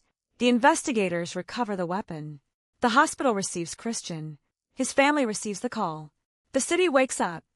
And the evidence begins its long journey. At first, there is no name. Only questions. Who was there? Who ran away? Where did the gun come from? Why did this happen? Then the firearm is found. The weapon that was supposed to disappear becomes evidence. The magazine is examined. DNA is recovered. The profile enters Cody's. Nothing happens immediately. Then, months later, the system produces a match. A name appears. James Jackson. Suddenly the unknown has an identity. The investigators have a direction. The evidence is compared. Surveillance is examined. Cell site data is analyzed. The pieces begin to align. An arrest follows. Then a plea. Then a sentence. 23 years. The case is solved. But there is no triumphant ending. There is no moment when the family walks out of the courthouse and gets their old life back. There is only the strange, painful reality of justice. The person responsible is held accountable, but the person who was killed remains gone. That is why Christian's story should not end with a sentence. It should end with the memory of the person behind the case file. Christian was a chef in spirit before he ever had the food truck he dreamed about. He was Chef Dembo. He loved cooking. He loved music. He loved his family. He had a nephew. He had plans. He had a future that had not yet been written. The murder erased that future. The investigation could not restore it. What the investigation could do was prevent the killing from becoming an unanswered question forever. It could take a weapon abandoned beside a dumpster and turn it into a forensic trail. It could take an invisible trace of DNA and turn it into a name. It could take a name and connect it to surveillance and digital evidence. It could take those connections into court, and it could produce a legal judgment. That is not the same as bringing Christian back. But it matters, because the alternative would have been silence, a murder without an answer. A family left wondering whether the person responsible would ever be identified. A case file gathering dust. A weapon sitting in evidence with no name attached to it. Instead, the DNA spoke. Not loudly. Not dramatically. It did not arrive with sirens. It did not announce itself. It simply existed on the magazine, waiting for the technology and the investigation to find it. Months after Christian's death, that tiny trace became the turning point. The killer had left the scene. The gun had been discarded. The city had moved on. But the evidence remained. And that is perhaps the most chilling lesson of all. People can disappear. Memories can fade. Headlines can vanish. But evidence can wait. It can wait in a laboratory.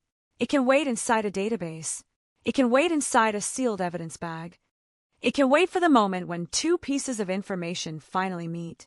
In Christian Monge's case, that meeting happened. The DNA on the magazine found its match. The unknown suspect became James Jackson. The investigation became a prosecution. The prosecution became a guilty plea. And the guilty plea became a 23-year sentence. The legal mystery was answered. But the emotional mystery remains. How can a life full of plans, relationships, and possibility be reduced to a few seconds of violence? There is no forensic test for that. No database can explain it. No surveillance camera can restore what was lost. All that remains is the record, the memory, and the people who continue to say Christian's name. The church steps are still there. Rhode Island Avenue is still there. Washington, D.C. is still moving. Cars still pass. People still walk beneath the same buildings. Most will never know what happened there before dawn on Memorial Day in 2022. But the evidence remembers. The family remembers. And Christian's name remains attached not only to the moment of his death, but to the life that came before it. The case is closed in the eyes of the law. The killer has been sentenced. The DNA has done what it was capable of doing. But for the people who loved Christian, the story does not truly end with a courtroom door closing. It continues in photographs, recipes, memories, family stories, and the dream of a food truck that never had the chance to become real. And perhaps that is where the final truth of the Christian Monge murder lies. Not in the gun. Not in the alley. Not in the database. Not even in the sentence. It lies in the fact that behind every solved homicide is a person who cannot be brought back, a family forced to live with an absence, and a question that technology can never completely answer. What kind of future might have existed if that gunshot had never been fired? The DNA gave investigators the name they needed. The courts gave the case its final judgment. But Christian's life was always bigger than the evidence used to solve his death. He was more than a victim, more than a headline, more than a case number. He was Christian Gabriel Monge, Chef Dembo, a man who loved food, loved music, loved his family, and dreamed of building something of his own. His killer left behind a weapon.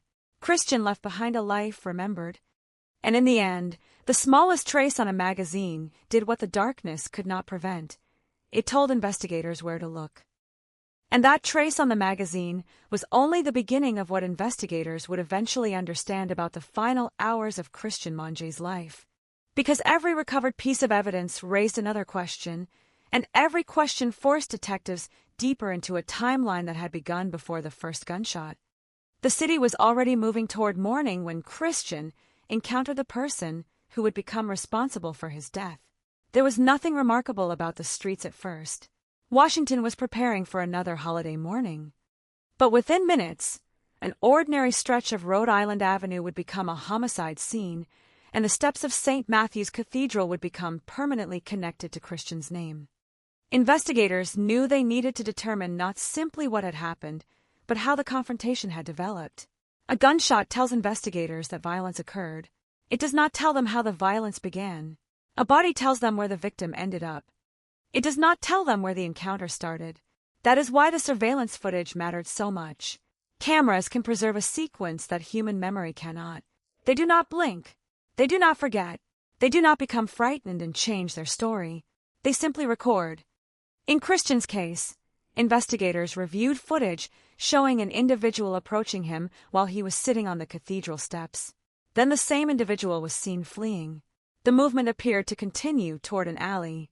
Near that route was a dumpster, and near the dumpster was the gun.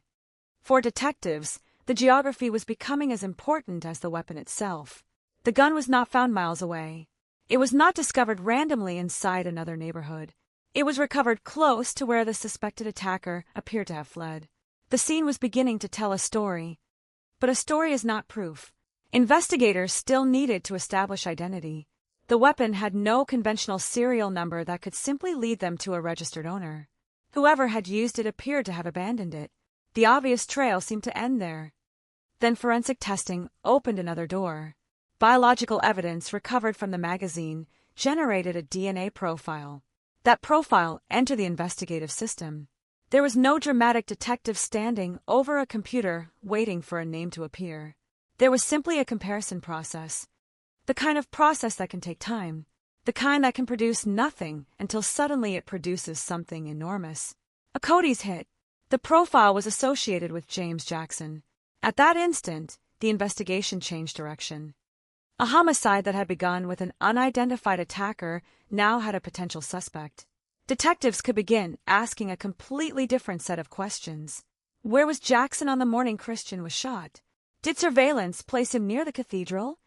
Did his phone activity correspond with the location? Could investigators establish a connection between him and the recovered firearm? Each answer mattered, because the strength of a criminal case is rarely determined by one isolated fact. The evidence must fit together. It must withstand scrutiny. It must explain not only what investigators believe happened, but why they believe it happened. The DNA result gave them the first major bridge. The rest of the investigation had to cross it. As detectives worked, Christian's family remained on the other side of the case. They had no access to laboratory databases. They did not see every investigative report. They could not follow every lead. They had something far more difficult: the uncertainty of waiting. When a loved one is murdered, the family does not experience the investigation as a sequence of evidence. They experience it as time. Another morning without an answer. Another night wondering whether someone is going to be arrested. Another phone call that might change everything. For Christian's relatives, those months must have carried an unbearable contradiction. The person responsible was somewhere in the world, but his identity remained unknown to them. Meanwhile, Christian was gone. The family had already lost him, yet the person accused of causing that loss had not been identified. That gap between death and accountability is one of the most difficult realities in homicide investigations. It is why every breakthrough matters so much. The arrest in December 2022 was not simply another procedural event. It was the moment the uncertainty began to collapse. Investigators had a suspect, prosecutors had a case to evaluate, and Christian's family had a name. But the arrest also meant something else. The evidence would now be tested in court. Every forensic result could be challenged. Every surveillance image could be questioned. Every piece of digital information could be examined. The investigation was leaving the world of possibility and entering the world of proof. That transition can be brutal. Detectives may believe they know what happened. Families may believe they finally know who was responsible. But the justice system requires evidence strong enough to survive a formal challenge. That is why the months after the arrest were just as important as the months before it. The prosecution had to determine what could be proved. Jackson faced serious charges. The original allegations included first-degree murder while armed and other firearm and robbery offenses. The case appeared capable of going to trial, where the DNA evidence, surveillance footage, and cell site information could have been placed before a jury. But the courtroom has its own rhythm. Cases that appear destined for trial can change direction through negotiations. Charges can be reduced. Defendants can plead guilty. Prosecutors can accept an agreement that guarantees accountability rather than risking the uncertainty of a trial. That is ultimately what happened. On February 14, 2024, Jackson pleaded guilty to second-degree murder while armed. The guilty plea transformed the case again. There would be no need for a jury to decide whether the prosecution had proven the charge beyond a reasonable doubt. Jackson admitted guilt under the agreement. The remaining charges were dismissed as part of the resolution.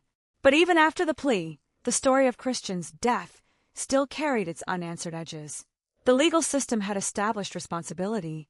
It had not reconstructed every second. It had not restored every memory. It had not returned the future that had been taken away. And that is where crime stories often become misleading. A headline says killer caught. A court announces guilty plea. A prosecutor says case solved. The public moves to the next story, but the family remains. For them, there is no next story. There is only the same absence. Christian is still missing from every family gathering, still absent from every future celebration, still absent from the life he was building. The sentence can provide accountability. It cannot provide replacement. On May 31st, 2024, the court sentenced Jackson to 23 years in prison. The number became the final legal punctuation mark of the case. 23 years. But Christian was 29 when he was shot. That contrast is impossible to ignore. One man's future became a prison sentence. The other man's future disappeared entirely. The law can measure punishment in years. It cannot measure the value of the life that was lost. Christian's family will measure it differently. They will measure it in birthdays, holidays, family meals, photographs, conversations. The years Christian should have been there. The years he should have spent becoming the chef he dreamed of becoming. The years he should have spent with his nephew. The years he should have spent simply being alive. That is the part of the story that no forensic report can capture. The DNA answered who. The cameras helped answer where. The phone data helped answer when. The guilty plea answered responsibility. But none of those things answered what Christian might have become. And that unanswered question may be the most permanent mystery left behind by the case. Because investigators eventually found the person responsible for Christian's death. What they could never find was a way to recover the future that death had stolen. The years that followed did not erase the violence of that morning. They only changed the way the story was remembered. At first, Christian Monge's name was connected to an active investigation, a wounded young man fighting for his life, and a family desperately waiting for answers. Then his name became connected to a homicide investigation, then an arrest, then a guilty plea, finally a sentence. That progression can make a case look neatly organized when viewed from a distance, but real life is never that orderly. Between every milestone were hours of uncertainty, difficult conversations, evidence reviews, and the quiet reality of a family trying to understand how someone they loved could suddenly be gone. The investigation had solved the central question, but it could not solve the emotional aftermath. Christian was still absent. His family still had to wake up every morning knowing that the person who had been part of their lives was no longer coming back. His dream of opening a food truck remained only a dream. His cooking remained in memories and photographs rather than in a future business. His nickname, Chef Dembo, became part of the way people remembered him. And that nickname carries a painful contrast. A name associated with creativity and ambition became attached to a murder case. This is what happens when a person becomes a victim. The crime can overshadow the life. Investigators need to know the circumstances of death. Prosecutors need to establish the elements of the offense. News reports focus on the shooting, the suspect, the evidence, and the sentence. But families remember everything else. The way someone laughed, the food they made, the music they played, the jokes they told, the plans they talked about. Those details rarely appear in court documents, but they are the evidence of who Christian really was before the violence. And perhaps that is why the DNA breakthrough matters in another way. It did not simply identify a suspect. It allowed Christian's story to move out of uncertainty. His family no longer had to wonder whether the person responsible would ever be found. The weapon had been abandoned, but the evidence on it survived. The suspect had fled, but the investigation followed the trail. The city had moved forward, but the case did not disappear. Somewhere inside the forensic process, Christian's murder remained active. That persistence is easy to overlook when people hear about a case after the arrest has already happened. The public often assumes that once a suspect is identified, the hardest part is over. But identification creates another set of challenges. Investigators must establish the timeline. Prosecutors must determine which evidence is admissible. Defense attorneys must scrutinize the investigation. Every link must withstand pressure. The prosecution in Christian's case said the DNA evidence and cell site evidence would have been central to proving Jackson's identity had the case gone to trial. The surveillance footage and recovered firearm provided additional context. Together, those elements created the framework for the prosecution. But the case never reached that full trial presentation because Jackson pleaded guilty. That means some of the evidence that might have been examined publicly remained part of the investigative record rather than becoming the centerpiece of a lengthy courtroom proceeding. For the public, that can leave an unusual feeling. The case is solved, yet not every detail has been exposed. The guilty plea answers the central legal question without necessarily satisfying every human curiosity. And that distinction is important. A solved case is not necessarily a completely understood case. It is possible to know who killed someone without knowing every reason the confrontation occurred. It is possible to prove guilt without knowing every thought inside the offender's mind. It is possible to establish the sequence of events without recovering every missing second. Christian's case illustrates all three. What remains clear is the chain of evidence. Christian was shot on the steps of St. Matthew's Cathedral in the early morning of May 30th, 2022.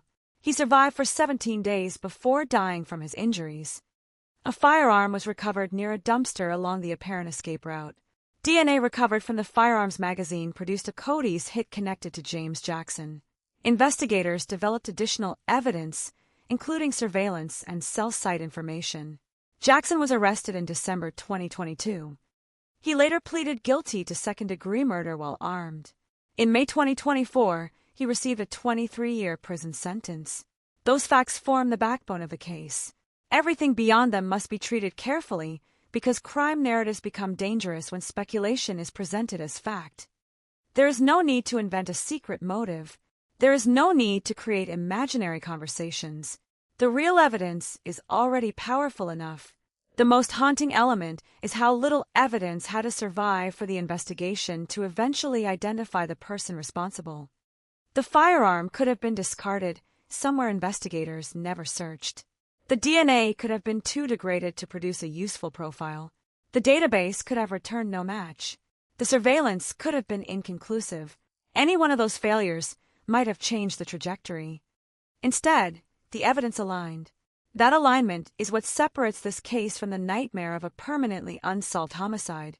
Christian's family did not receive every answer, but but they received the most important one. They knew who was responsible. They knew the justice system had recognized the killing. They knew the person convicted would spend decades in prison. That matters because uncertainty can become its own form of suffering. When a killer remains unidentified, families are left with the possibility that the person responsible could be living nearby, passing strangers on the street, moving through ordinary life while they carry the weight of what happened. Christian's family no longer has that particular uncertainty. The case has an ending in court, but court endings are not emotional endings. The sentence did not erase the memory of Christian lying on those steps. It did not erase the 17 days between the shooting and his death. It did not erase the phone call that changed his family forever. It did not erase the plans that disappeared with him. It simply established accountability. And perhaps accountability is the closest thing the justice system can provide when restoration is impossible. The 23-year sentence is not a replacement for Christian's life. It is a recognition that his life had value and that the act that ended it carried consequences. The courtroom cannot make that value measurable. It can only acknowledge it through law. Outside the courtroom, the people who loved Christian carry a different kind of record. Their record is personal. It contains the memories that never entered evidence. The meals, the music, the family gatherings, the photographs, the dreams, the nickname, the ordinary moments that become precious only after they are gone. That is why the story of Christian Mange should never be reduced to the sentence imposed on his killer. The sentence tells us what the law did. The memories tell us he was lost. And somewhere between those two things lies the real meaning of the case. A murder was solved. A suspect was identified. A conviction was secured. But a life remained permanently unfinished. The evidence could speak for Christian in court, but it could never speak for him in the way a living person could. It could tell investigators who handled a magazine. It could help establish who was responsible. It could support a prosecution, but it could not tell the world what Christian would have said if he had been given another morning, another week, another year, another decade. That is the question that no database can answer. And perhaps that is why the case continues to feel unsettling even after the legal system has reached its conclusion. Because the mystery was solved, but the loss was not. The absence left behind by Christian was not something investigators could photograph, bag, label, or enter into evidence. It existed in the spaces between ordinary moments. A chair that would remain empty. A phone number that would never call again. A family gathering where someone would instinctively expect Christian to walk through the door before remembering that he never would. Those are the details that disappear from official case summaries, but they are the details that explain why the investigation mattered so much. For police, the mission was to determine who had committed the crime. For prosecutors, it was to prove criminal responsibility. For the court, it was to impose a lawful sentence. For Christian's family, the mission was different. They needed to understand how someone they loved had been taken from them, and they needed to know whether the person responsible would ever face consequences. For months, they had no name. They had only the memory of that terrible morning and the knowledge that Christian had been shot outside the cathedral. The investigation had evidence, but evidence is not the same as an answer. A firearm can be evidence. Surveillance footage can be evidence. A DNA profile can be evidence. But until those pieces connect to a person, the family remains trapped in uncertainty. That is what made the eventual Cody's hit so significant. The database did not merely produce another forensic statistic. It transformed an unidentified biological trace into a potential human identity. James Jackson. The name gave detectives something they could investigate. It allowed them to ask where he had been, what his movements were, and whether the surrounding evidence supported the connection. The investigation became a search for corroboration. And that process is where the case demonstrates the difference between suspicion and proof. DNA can point investigators toward someone, but investigators still have to establish how that DNA relates to the crime. A person can have contact with an object for many reasons. A weapon can move between people. Evidence can be contaminated if proper procedures are not followed. Every possibility has to be considered. The fact that investigators continued examining surveillance and cell site information shows the importance of corroboration.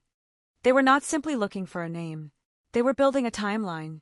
The surveillance footage placed an individual near Christian before the shooting and showed that person fleeing afterward. The gun was found near a dumpster along that apparent path. The DNA from the magazine connected the weapon to Jackson.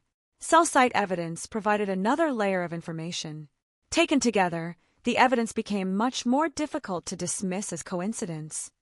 The pieces were beginning to form a continuous line from the cathedral steps to the person prosecutors identified as Christian's killer.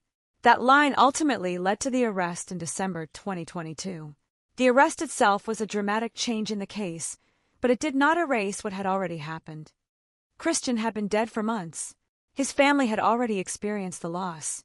The arrest could not reverse time. It could only change the future of the investigation. Now there was a defendant. Now there was a courtroom. Now there was a formal legal process capable of producing a final judgment. And that process would take its own course. The original charges were severe. Prosecutors accused Jackson of first-degree murder while armed and other offenses connected to the killing. The possibility of a trial meant that investigators would eventually have to present their evidence under the highest level of scrutiny. The DNA would have to be explained. The surveillance footage would have to be interpreted. The cell site evidence would have to be presented. The recovered weapon would have to be connected to the homicide. The prosecution would have to show how all those pieces fit together. The defense would have the opportunity to challenge them. A jury, if the case went to trial, would ultimately decide whether the evidence met the legal standard. But the trial never happened. On February 14, 2024, Jackson pleaded guilty to second-degree murder while armed. The plea agreement changed the ending. Instead of weeks of courtroom testimony, there was an admission of guilt. Instead of waiting for a jury verdict, Christian's family received the certainty of a guilty plea. Other charges were dismissed under the agreement, but the murder charge remained. The legal system had reached a conclusion. Yet for anyone trying to understand the case, the plea creates an interesting boundary. We know the evidence prosecutors said they would use. We know the legal outcome. We know the defendant admitted guilt. But we do not have a complete public reconstruction of every second that preceded the shooting. Some mysteries remain simply because the evidence never recorded them. There is no camera capable of capturing a person's private thoughts. There is no forensic database that can tell us what someone intended to do 5 minutes before an encounter. There is no laboratory test that can recover a conversation that was never recorded. That is the difference between solving a crime and completely understanding it.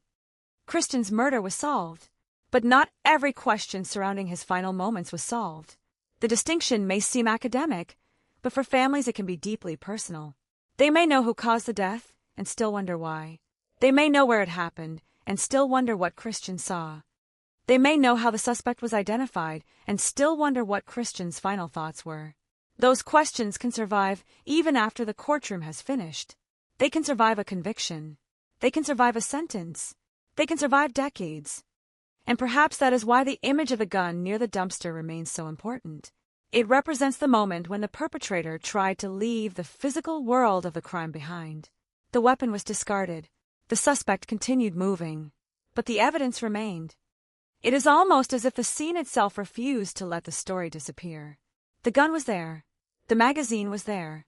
The biological trace was there. And months later, the database found the connection. In that sense, the weapon became an unwilling witness. It could not describe the confrontation, but it could reveal a connection to the person who had handled it. It could not tell investigators what was said, but it could help establish who had touched it. It could not explain the motive, but it could help identify the person prosecutors said was responsible.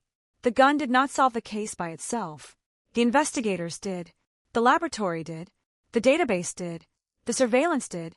The digital evidence did. But the gun provided the physical bridge that allowed those pieces to connect. And that bridge mattered because the city had already begun forgetting. Washington is a city built on constant movement. Thousands of people pass through its streets every day without knowing what happened there hours earlier. A place can be a homicide scene at dawn and an ordinary street by lunchtime. Police tape comes down. Traffic resumes. The sidewalk is cleaned. The world continues. For most people, that is necessary. Cities cannot stop every time tragedy occurs. But for a victim's family, the location never becomes ordinary again. The cathedral steps remain the cathedral steps, but they also remain the place where Christian was shot. The date remains a date, but it also becomes the anniversary of the worst day of their lives. This is the strange geography of grief. A place can carry two identities at once. To strangers, it is simply Washington. To Christian's family, it is part of the final chapter of his life. And that final chapter began before anyone knew it was happening. Christian had been living a life that still had unfinished pages. He had plans. He had ambitions. He wanted to build something around his love of cooking. He had a family who expected more years with him. Nothing about the morning suggested that his life was about to become a police case. That is the cruel unpredictability of violent crime. The victim rarely knows they are entering the final minutes of their life. There is no warning music, no annoncement, no visible line separating one ordinary moment from the last. 1 second can look like every other second.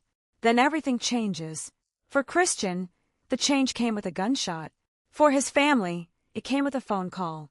For investigators, it came with an emergency dispatch. For the legal system, it became a homicide case. And for the person who eventually pleaded guilty, it became a prison sentence. Each person experienced the same event from a completely different point of view. That is why the full story can never belong to a single perspective. The police record tells one part. The forensic evidence tells another. The court tells another. The family memories tell another. Put them together, and the outline becomes clearer, but even then, something remains beyond reach. Christian's own voice. That is the voice the case can never recover. Evidence can speak about him. Witnesses can remember him. Family members can describe him. But Christian himself cannot tell us what happened in those final moments. His silence is permanent, and that is why every solved homicide still contains an element of tragedy that no conviction can erase. Justice can establish accountability. It cannot restore the victim's voice. It cannot reopen the future. It cannot give the family one more conversation. It can only say, with the authority of the court, that the death was recognized, investigated, and punished. In Christian's case, that recognition eventually came. The evidence did not disappear. The DNA did not vanish. The investigation did not stop. And the person prosecutors identified as responsible was eventually brought before the court. 23 years became the legal consequence. But Christian's family did not receive 23 years in return. They received memories. They received photographs. They received the stories of the person he had been. They received an answer to one question that had tormented them. Who was responsible? And perhaps that is the most important thing the investigation ultimately gave them. Not closure in the simple sense. Not peace. Not restoration. An answer. Because sometimes the difference between an open wound and a scar is not forgetting what happened. It is knowing what happened. Knowing that the case did not disappear. Knowing that the evidence mattered. Knowing that the person responsible was identified. Knowing that the law eventually spoke. The DNA on the magazine had waited silently. It did not know Christian's name. It did not know his family. It did not know his dreams. It simply existed. But when investigators finally found the connection, that microscopic trace became part of a chain that stretched all the way from a discarded weapon to a courtroom. And that chain ensured that the darkness surrounding Christian's murder would not remain complete. There was an answer. There was accountability. There was a sentence. But there was also something the law could never provide. More time. More mornings. More meals. More music. More birthdays. More chances for Christian to become the person he had planned to become. Those possibilities disappeared with him, and no amount of forensic precision can bring them back. And that is where the case leaves a strange contradiction behind. The investigation succeeded because evidence remained after people had moved on. The killer was identified because something microscopic survived. Yet the one thing that could never survive was Christian's future. Investigators could preserve the gun. They could preserve the surveillance footage. They could preserve the DNA profile. They could preserve reports, photographs, recordings, and court documents. But they could not preserve the life that had been interrupted on those cathedral steps. They could only document its absence. That is why the passage of time feels so different depending on which side of the case a person stands.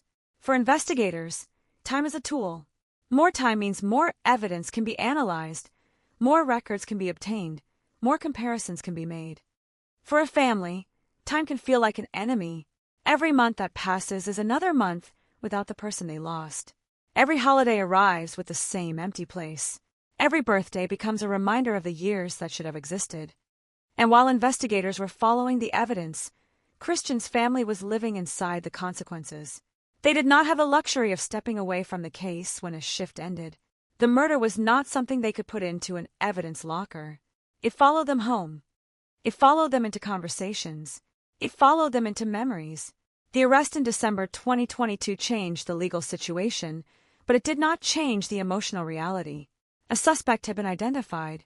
A person was now facing the power of the justice system. But Christian was still gone. That distinction is easy to miss when a case is presented through headlines. Suspect arrested. DNA links man to murder weapon. Defendant pleads guilty. Murderer sentenced. Each headline represents progress. Each headline also represents another stage in a family's grief. The first headline says there may finally be an answer. The second says the evidence has found a connection. The third says responsibility has been acknowledged. The fourth says punishment has been imposed. But none of those headlines can say the sentence that the family truly wanted to hear. Christian is coming home. That sentence never came. It never could. The investigation, therefore, had to accomplish something more limited, but still important. It had to establish the truth as far as the evidence allowed. It had to identify the person responsible. It had to demonstrate that the weapon recovered near the apparent escape route was not simply an abandoned object, but part of the chain of evidence surrounding Christian's death. It had to show that the DNA on the magazine mattered. It had to establish that the suspect's presence and movements were consistent with the other evidence. And ultimately, it had to bring the case into court.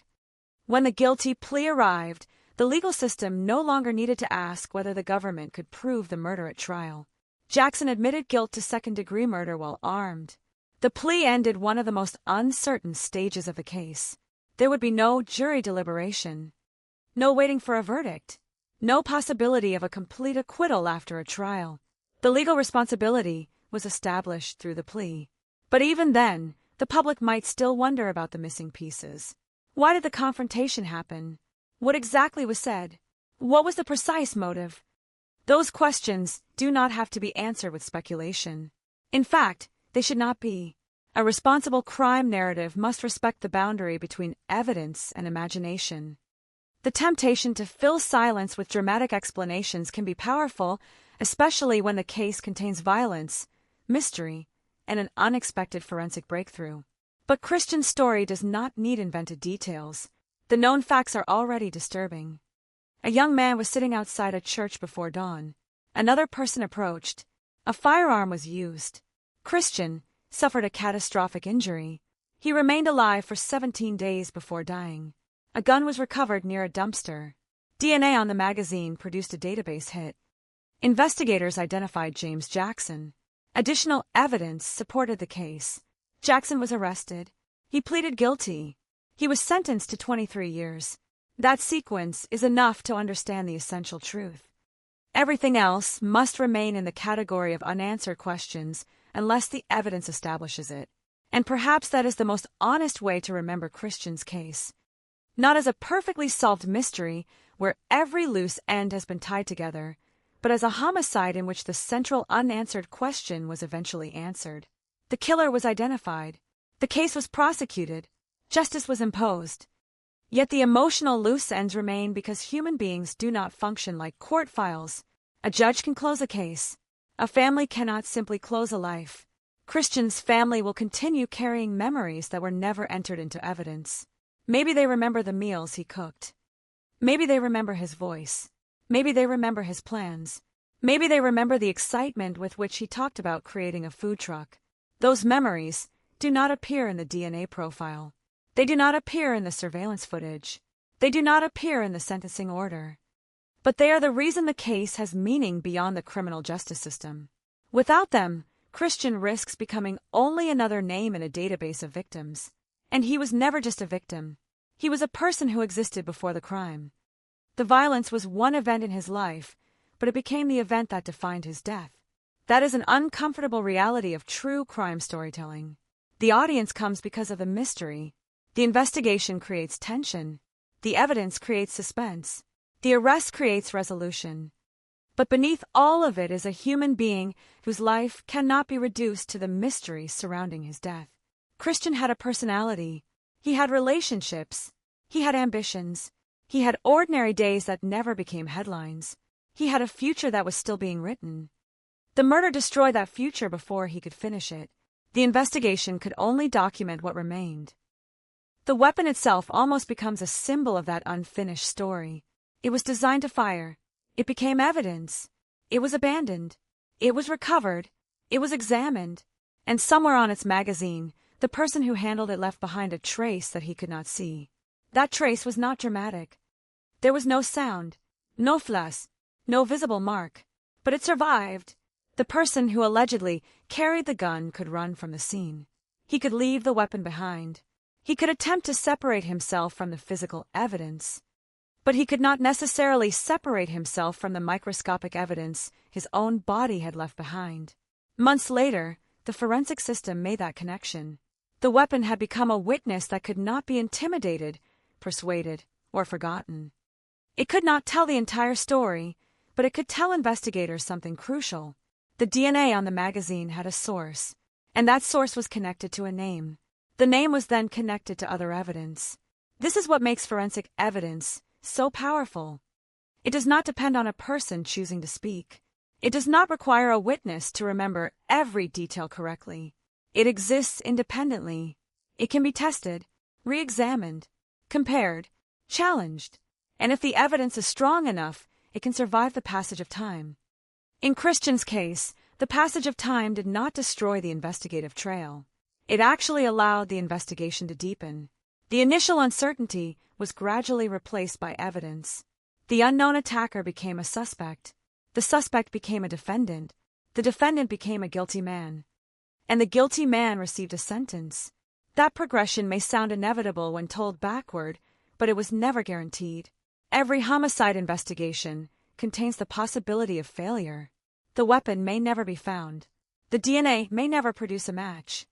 The cameras may not capture anything useful. The suspect may never be identified. A family may be left waiting for years. That did not happen here. The investigation found a path forward. And because it did, Christian's family was spared one particular nightmare, never knowing who was responsible. They still had to live with the murder, but they did not have to live forever with the identity of the killer as an unanswered question. There is a difference between pain and uncertainty. The first cannot always be removed. The second sometimes can. The case demonstrates that distinction. The pain remained. The uncertainty about responsibility eventually did not. When Jackson was arrested, the case entered a new phase. When he pleaded guilty, another uncertainty disappeared. When he was sentenced, the legal process reached its conclusion. But the emotional process continued because grief is not a legal proceeding. There is no statute of limitations on missing someone. There is no courtroom date after which memories stop hurting. There is no sentence that automatically creates peace. The family has to carry the loss into every future year. That is why the 23-year sentence should not be mistaken for the ending of Christian's story. It is the ending of the prosecution. Those are not the same thing. The prosecution concerns the person responsible. Christian's story concerns the person who was lost, and his story deserves to be remembered beyond the circumstances of his death. He was a young man with a dream of opening a food truck. He had a passion for cooking. He was known as Chef Dembo. He had family who loved him. Those details should stand beside the forensic details because they remind us what the investigation was actually trying to protect, the truth about a human life. The purpose of solving a homicide is not simply to create a successful case statistic. It is to acknowledge that someone's life mattered enough to investigate. Every recovered piece of evidence represents an attempt to answer for the person who cannot answer for themselves. In Christian's case, that evidence eventually spoke clearly enough. The DNA did not identify him. It identified the person connected to the weapon. But in doing so, it helped give Christian's family something that had been missing since the morning of the shooting. Certainty. Not certainty about every detail. Not certainty about every motive. But certainty about responsibility. The person accused of killing him had been identified, had admitted guilt to the murder charge, and had been sentenced. The mystery at the center of the investigation had been resolved. The grief remained, and perhaps that is the most accurate ending possible. Not a triumphant ending, not a clean ending, a truthful one. The evidence found the name. The court established the punishment. The family kept the memory. And Christian remained the person whose future could never be recovered. Years from now, someone may pass the cathedral and know nothing about what happened there. They may see the steps and think only of the architecture. They may drive down Rhode Island Avenue without realizing that a young man once sat there before dawn, waiting for a morning that would never arrive for him. The city will continue to move. Streets will change. Buildings will be renovated. New people will occupy old spaces. The physical world will slowly erase the visual traces of what happened. But the story survives because people remember. Christian's family remembers. The official record remembers. The forensic evidence remembers. And the case remains a reminder that a crime can leave traces far beyond the moment it occurs. Sometimes those traces are visible. Sometimes they are hidden. Sometimes they are captured on camera. Sometimes they exist inside a database. And sometimes they are as small as the microscopic biological material left on a gun magazine. The killer may have believed the weapon was abandoned. In reality, the weapon carried the beginning of the answer. The city may have seemed to swallow the crime. It did not. The evidence remained. The investigators followed it, and eventually, the darkness gave up a name. What happened to Christian can never be undone. But the truth about who was responsible did not disappear with him. That truth survived. And because it survived, the case did not become a permanent mystery. It became a record of loss, investigation, forensic persistence, and accountability. The gun was silent. The magazine was silent. The DNA was silent. Until the evidence was placed into the right system, at the right time, and the silence finally broke. The silence broke, but it did not break all at once. It came in stages, each one carrying a different weight. First came the forensic connection, then the investigative confirmation, then the arrest, then the guilty plea, finally the sentence. To anyone reading the case file years later, those events may look like a straight line. But for Christian's family, the line was anything but straight. It was a long road through uncertainty, grief, anger, and the slow realization that the person responsible was finally known. The most difficult part of a homicide investigation is often the period when the family knows what happened to their loved one but does not know who caused it. There is a body, there is a crime scene, there may even be a weapon, yet the identity of the person responsible remains beyond reach. Every possibility becomes frightening. Every unanswered question becomes heavier. Was the killer watching the family? Was the killer still in the city? Would another person be hurt? Would the case ever be solved? Christian's family had to live with those questions while investigators worked behind the scenes. They had no guarantee that the next laboratory test would produce anything. No guarantee that the cameras had captured enough. No guarantee that the database would return a match. And no guarantee that even a match would lead to a prosecution. But the evidence was there. That mattered. It meant the case was not empty. It meant there were still threads to follow. The firearm was one of those threads. The surveillance footage was another. The DNA was another. Cell site evidence became another. Each thread was thin by itself. Together, they became strong enough to pull the case forward. That is the hidden architecture of forensic investigations. A murder does not always announce its solution with one spectacular clue. More often, the solution emerges because several independent pieces of evidence begin pointing in the same direction. The gun says one thing. The camera says another. The DNA says another. The digital records say another. And when all those pieces converge, the possibility of coincidence becomes smaller and smaller. In Christian's case, that convergence eventually centered on James Jackson. But the name alone was not enough. Investigators had to determine whether the person connected to the DNA was also connected to the events surrounding the shooting. This is where the investigation became a matter of chronology. Where was Jackson? What did the camera show? What did the cell site information indicate? How did the firearm enter the sequence? How did it leave it? The questions were no longer simply about Christian. They were about the person who had allegedly approached him. Every minute mattered. Every location mattered. Every movement mattered. And gradually, the timeline became clearer. The person approaching Christian was not simply an anonymous figure anymore. The weapon found near the suspected escape route was not simply an abandoned firearm anymore. The DNA on its magazine was not simply a laboratory profile anymore. The pieces were acquiring identities. The investigation had moved from someone to this person. That transformation is the moment families wait for, even when they do not know exactly what it will feel like. Because knowing the name of the person responsible can bring relief, but it can also create another wave of pain. A faceless killer can be imagined as a monster. A named person becomes real. There is a face, a history, a courtroom, a defense attorney, a family of his own. Suddenly the abstract horror has a human identity attached to it. For Christian's family, that reality must have been complicated. The person responsible was no longer an unknown figure disappearing into an alley. He was someone the justice system could locate, arrest, charge, and prosecute. The investigation had crossed the boundary between uncertainty and accountability. Yet the most important person in the story was still the person who could no longer speak. Christian, the young man who had been shot on the cathedral steps. The man who survived for 17 days before dying. The man whose family had watched his condition with hope and fear. The man whose life had been reduced, in the eyes of the public, to the circumstances of his death. That reduction is one of the quiet tragedies of true crime. A victim can become famous because of the worst thing that ever happened to them. Their dreams become background information. Their personality becomes a sentence in a news article. Their relationships become statistics. Their final moments become the central focus. But Christian's life existed long before that morning. He had worked. He had cooked. He had spent time with his family. He had imagined a future. He had wanted to build something of his own. Those things are important because they establish what was taken. A murder does not simply remove a person from the present. It removes every possible version of their future. Christian would never open the food truck he dreamed about. He would never see how his cooking might have evolved. He would never grow older. He would never watch his nephew become an adult. He would never attend future family celebrations.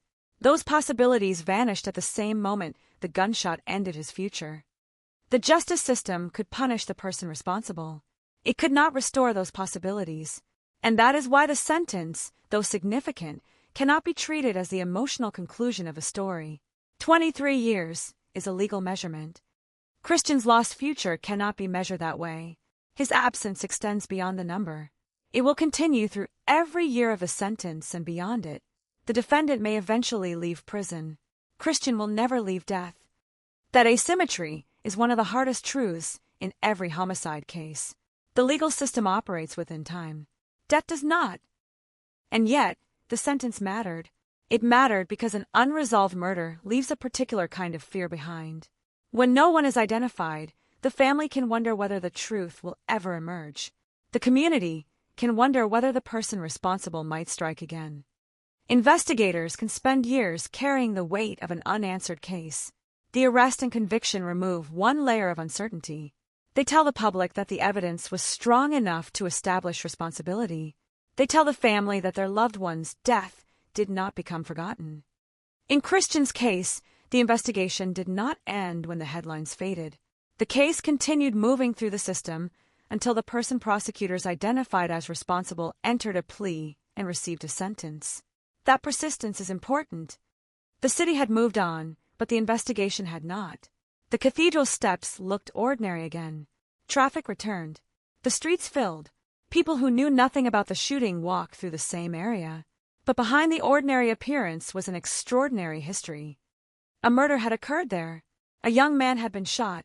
A weapon had been discarded nearby. And hidden within that weapon was evidence that would eventually expose the person responsible. There is something almost unsettling about how ordinary the final physical evidence was.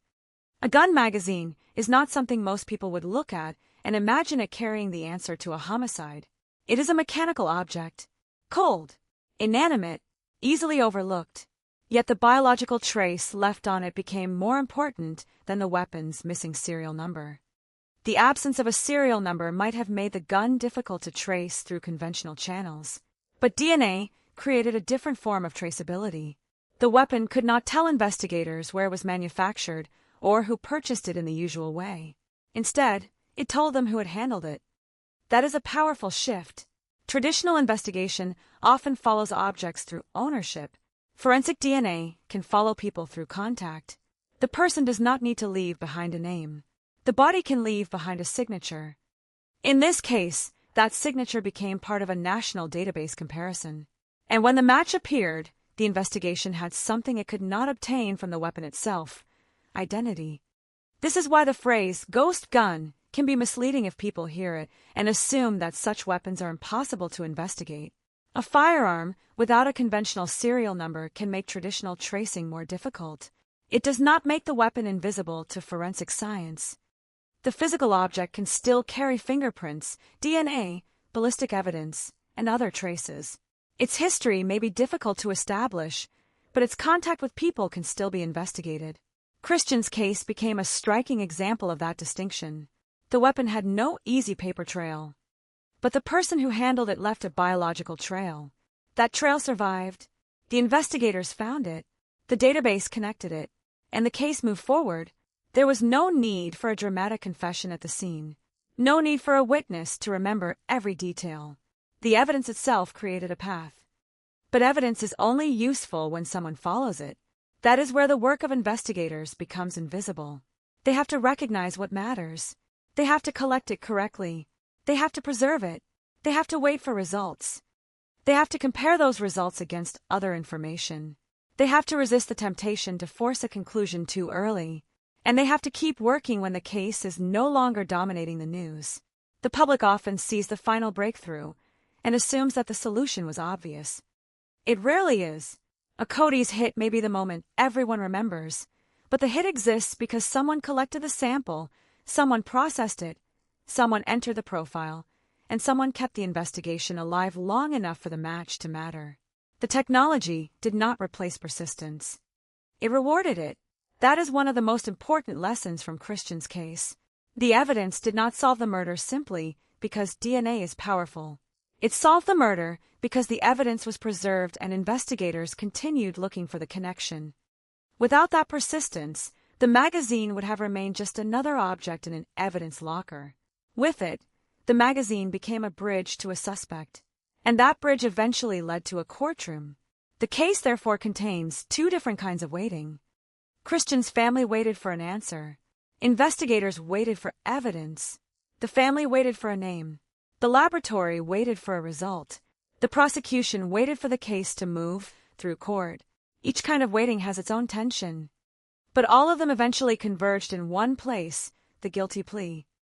On February 14, 2024, James Jackson pleaded guilty to second-degree murder while armed. The legal language was formal. The emotional meaning was anything but. A guilty plea is a moment when an accused person accepts criminal responsibility for an offense. For the family of a murder victim, it can mean something much deeper. It means they no longer have to wonder whether a jury will believe the evidence. They no longer have to endure every detail of a murder trial. They no longer have to wait for a verdict to determine whether the person accused will be held accountable. The uncertainty changes shape. It does not disappear. It becomes something more permanent.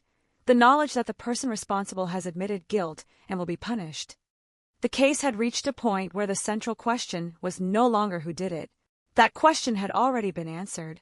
The remaining question was what punishment would follow. The court eventually imposed 23 years. The number is striking because of the age of the victim. Christian was 29. His entire adult life was still ahead of him. 23 years represents nearly the length of time Christian had been alive as an adult. The comparison is not a legal calculation. It is an emotional one. One future was converted into incarceration. Another future was erased completely. And that contrast cannot be resolved by punishment. The law can impose consequences. It cannot balance the scales perfectly because there is no equivalent value for a human life. This is why criminal justice often feels simultaneously necessary and insufficient. Necessary because wrongdoing must be acknowledged. Insufficient because no sentence can undo the harm. Christian's family received justice in the legal sense. They did not receive restoration. That distinction may remain with them forever. There may be days when the sentence feels important and days when it feels meaningless compared with the absence of Christian. There may be moments when the arrest brings relief and moments when it simply reminds them of why the arrest was necessary. Grief does not move in a straight line. The same evidence can carry different meanings at different times. A photograph of Christian can be comforting one day and devastating the next. A courtroom date can feel like progress and exhaustion at the same time. The name of the person responsible can feel like an answer and a wound. These contradictions are part of surviving violent loss. The public often wants a clean ending. The family rarely receives one. What they receive is a life divided into before and after. Before the shooting, Christian was a person moving toward his future. After the shooting, he became someone remembered through photographs and stories. Before the investigation, the family had questions. After the investigation, they had answers. But even the answers came with pain because each one confirmed the reality of what happened. The DNA match confirmed a suspect. The arrest confirmed that police believed they had identified the killer. The guilty plea confirmed responsibility. The sentence confirmed punishment. None of those confirmations changed the underlying fact that Christian was gone. That is the paradox at the center of every solved homicide. Solving the mystery does not solve the loss. It only solves one dimension of it, the investigative dimension. The legal dimension, the emotional dimension remains open-ended. And perhaps that is why Christian's story deserves to be remembered carefully, not exaggerated into a decade-long cold case, not transformed into a fictional mystery, not embellished with details that the evidence does not support. The truth is already powerful. A 29-year-old man was shot before dawn in Washington, D.C. He survived for 17 days. He died from his injuries. A gun was recovered near a dumpster. DNA from the magazine produced a Cody's hit. Investigators identified James Jackson. Additional evidence supported the identification. Jackson was arrested. He pleaded guilty. He was sentenced to 23 years. That is enough. The real story contains all the elements of a forensic crime drama without needing invention. It contains uncertainty. It contains a hidden biological trace. It contains an abandoned weapon. It contains surveillance. It contains digital evidence. It contains a delayed breakthrough. It contains an arrest. And it contains the painful reality that even when the killer is found, the victim cannot be returned. The case does not need a fictional twist because reality already provided one. The object the killer left behind became the thing that helped reveal him. The evidence remained when the person tried to disappear. The magazine did not forget. The database did not forget. The investigators did not forget. And eventually, the case reached an answer. But Christian's family will continue to live with a part of the story that no investigation can close. The part where the door to the future remains permanently shut. The part where the phone never rings with his voice again. The part where a dream of a food truck remains unfinished. The part where a young man who should have had decades ahead of him instead became a memory. That is the final cost of the crime. And it is far greater than 23 years.